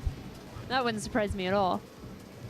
But another very strong Slovenian athlete, not just Maja Vidmar in the women's. Here's Mina Markovic, world ranked second at present. On the World Cup rank so far for this year, though, in 2012, she's in first. She was first overall last year as well, and she was second in 2010. So this is quite possibly, this is the 1 and 2 slot for best speed climber in the world, up there with Kim Jae-in. These are the two that you should watch out for. Just having a look at her best results. The problem is that her best results are constantly updated all the time because every new event that she does becomes the next new best result. So looking at them here, Log Dragomir for the bouldering this year, she took gold there. She took second place, a silver medal in Vienna this year as well for the bouldering. In lead so far this year, Chamonix, she won Chamonix, first place there. Briançon, she was fourth. Imst, she was second. Pers, she was fourth. So Pers was her first competition back after the finger injury, and she still came out, got to the final, and just missed a podium position. It's incredibly impressive for these competitors to be in such good bouldering and lead shape at the same time. I don't know many climbers other than, I can think of Daniel Woods maybe, who can dominate bouldering and lead at the same time. Sean McCall, Yep, Sean as well. Jakob Schubert. But yeah, it's just impressive that people can do, especially for the girls, win a World Cup in lead and then win a World Cup in bouldering in the same year, in the same like couple months even. That's really impressive to me. It was amazing seeing Kim Jae-in actually doing bouldering at the World Championships, because you don't normally see her turning up for the bouldering comps. But I think she placed second overall in that competition. It was really a bizarre turnaround. Our finalists were just turned on their head. Obviously, Melanie Sandos took the championship there for bouldering. Which is crazy because she never won a World Cup before. Not a World Cup, no. But then we had that random surprise as well of Anna Storr only just making it into third. It's just, it's unheard of. It was kind of like they took the results and turned them on their head. But I believe Melanie has taken a championship before.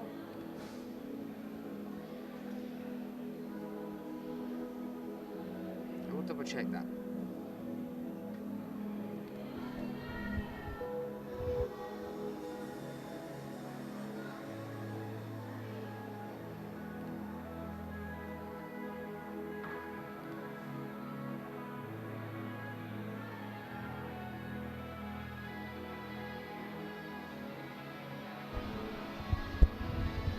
No, she hasn't. She came 13th at the World Championships in Arco last year. And just look at the previous results that we've got here. Most of them are in bouldering, but they're all 8th place positions. She's only made the finals this year twice. And suddenly to come out in Paris and take the overall championship is just, it's unheard of. It's definitely an upset.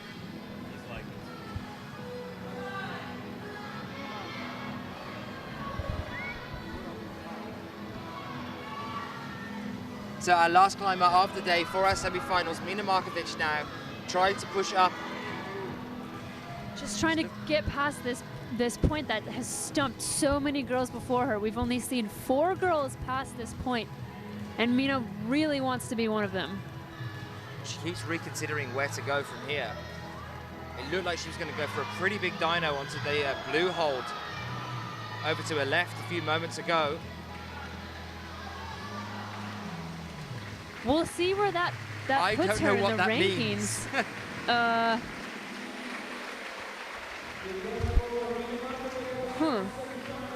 She's not very happy about that at all, obviously.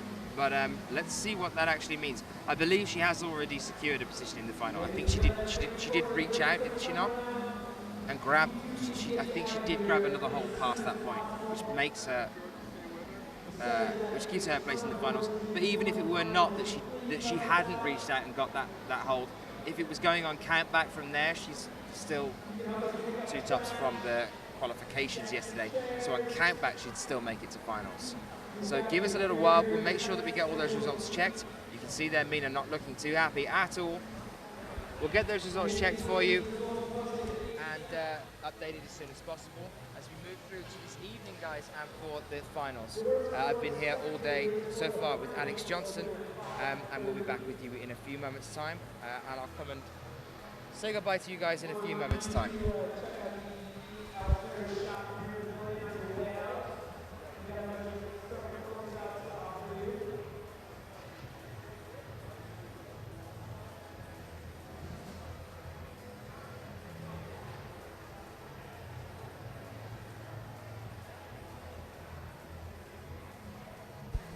There we have the men's scores for you guys. Top 8 go into finals. And we'll have the women's scores up for you really soon. Yes, Scott, Alex is coming back for the finals. I've managed to get some climbing rope from down the bottom. I've actually secured her leg to the balcony. She can't actually get away from me, even with the wingspan. I can't go for lunch.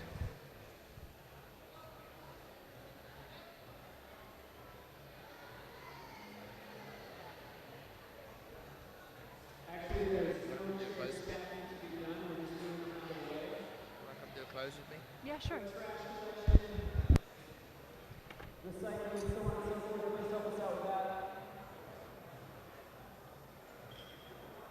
more than anything, clearing the way, getting out of the building so the route centers can get in and do their thing as soon as possible. We've got a very tight schedule to keep.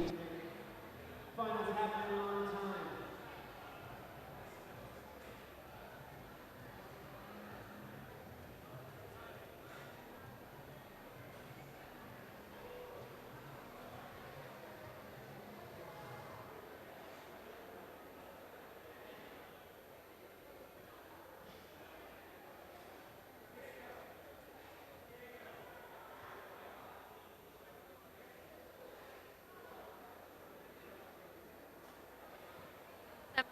time. And this wraps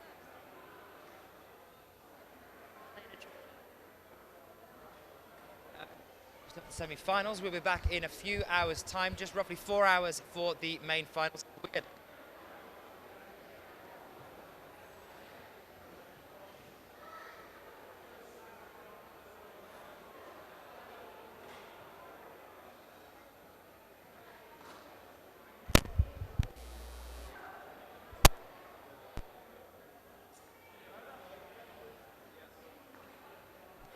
Down here.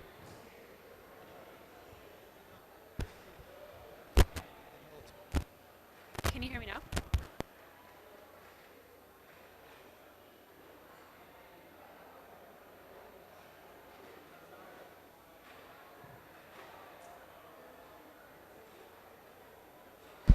Testing. Fantastic. Shall we try that again? All right, guys. I'm Alex Johnson, and I'm here with Dan, and we just wrapped up semifinals here at the IFSC Lead World Cup in Atlanta, Georgia. Thank you, Alex, for being with us. Isn't she great? So we've got the finals coming up later on today. If you liked all the excitement that we had just in the semi-finals, it was a pretty exciting semi-finals. Not used to so much excitement, so I'm going to have to go and have a lie down, I think, or something, because when we come back for the finals, it's going to get even more exciting this evening. About 4 hours now before we're back with you again. It'll be at 5:20 local time to us. So an extra 5 hours ahead if you're over in the UK at the moment, and 6 hours ahead of that if you're over in Central Europe as well. So Alex, how have you found the semi-finals so far today? Semifinals were very interesting. It was exciting to finally see a couple of the girls get past the trickiest part of their route where the blue pinch was. The men broke up the field exactly how we thought the field was going to be broken up, I think. A couple of surprises with low slips for the men, but the girls' field was how I would expect it, I think. So top 8 men and top 8 women in finals tonight, and I think it's going to be a really good show. What about the surprise of Domen Skofic making it through in the men's, though? 18 years old, first time really pushing into a lead kind of competition senior-wise and making it through to the finals and actually being in third or second in terms of highest result going through into a final. That's very exciting for him. I hope he doesn't get too nervous in finals, stacked between Sean McCall, Jakob Schubert, Jörg Verhoeven, Ramon Julian. He is young, and this is his first finals, I think. So, yeah, hopefully that doesn't freak him out and he's able to pull through. Well, thanks, guys. If you have been joining us so far today, we'll be back with you very, very shortly. We'll see you at 20 past 5 local time to here. So we'll see you very shortly.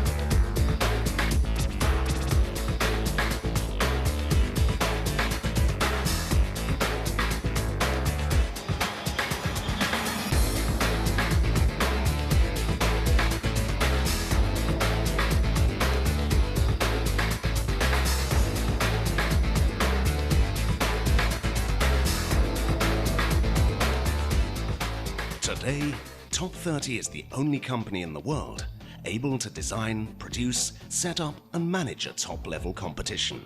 Everything within the same company. Everything with the trustworthiness and professionalism that an official competition requires. Everything. Top 30. Top 30. The heart of climbing. At the North Face, we don't just test our gear. We prove it.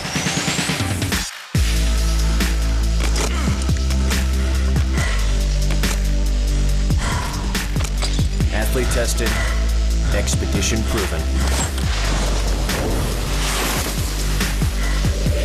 Backed by a lifetime warranty.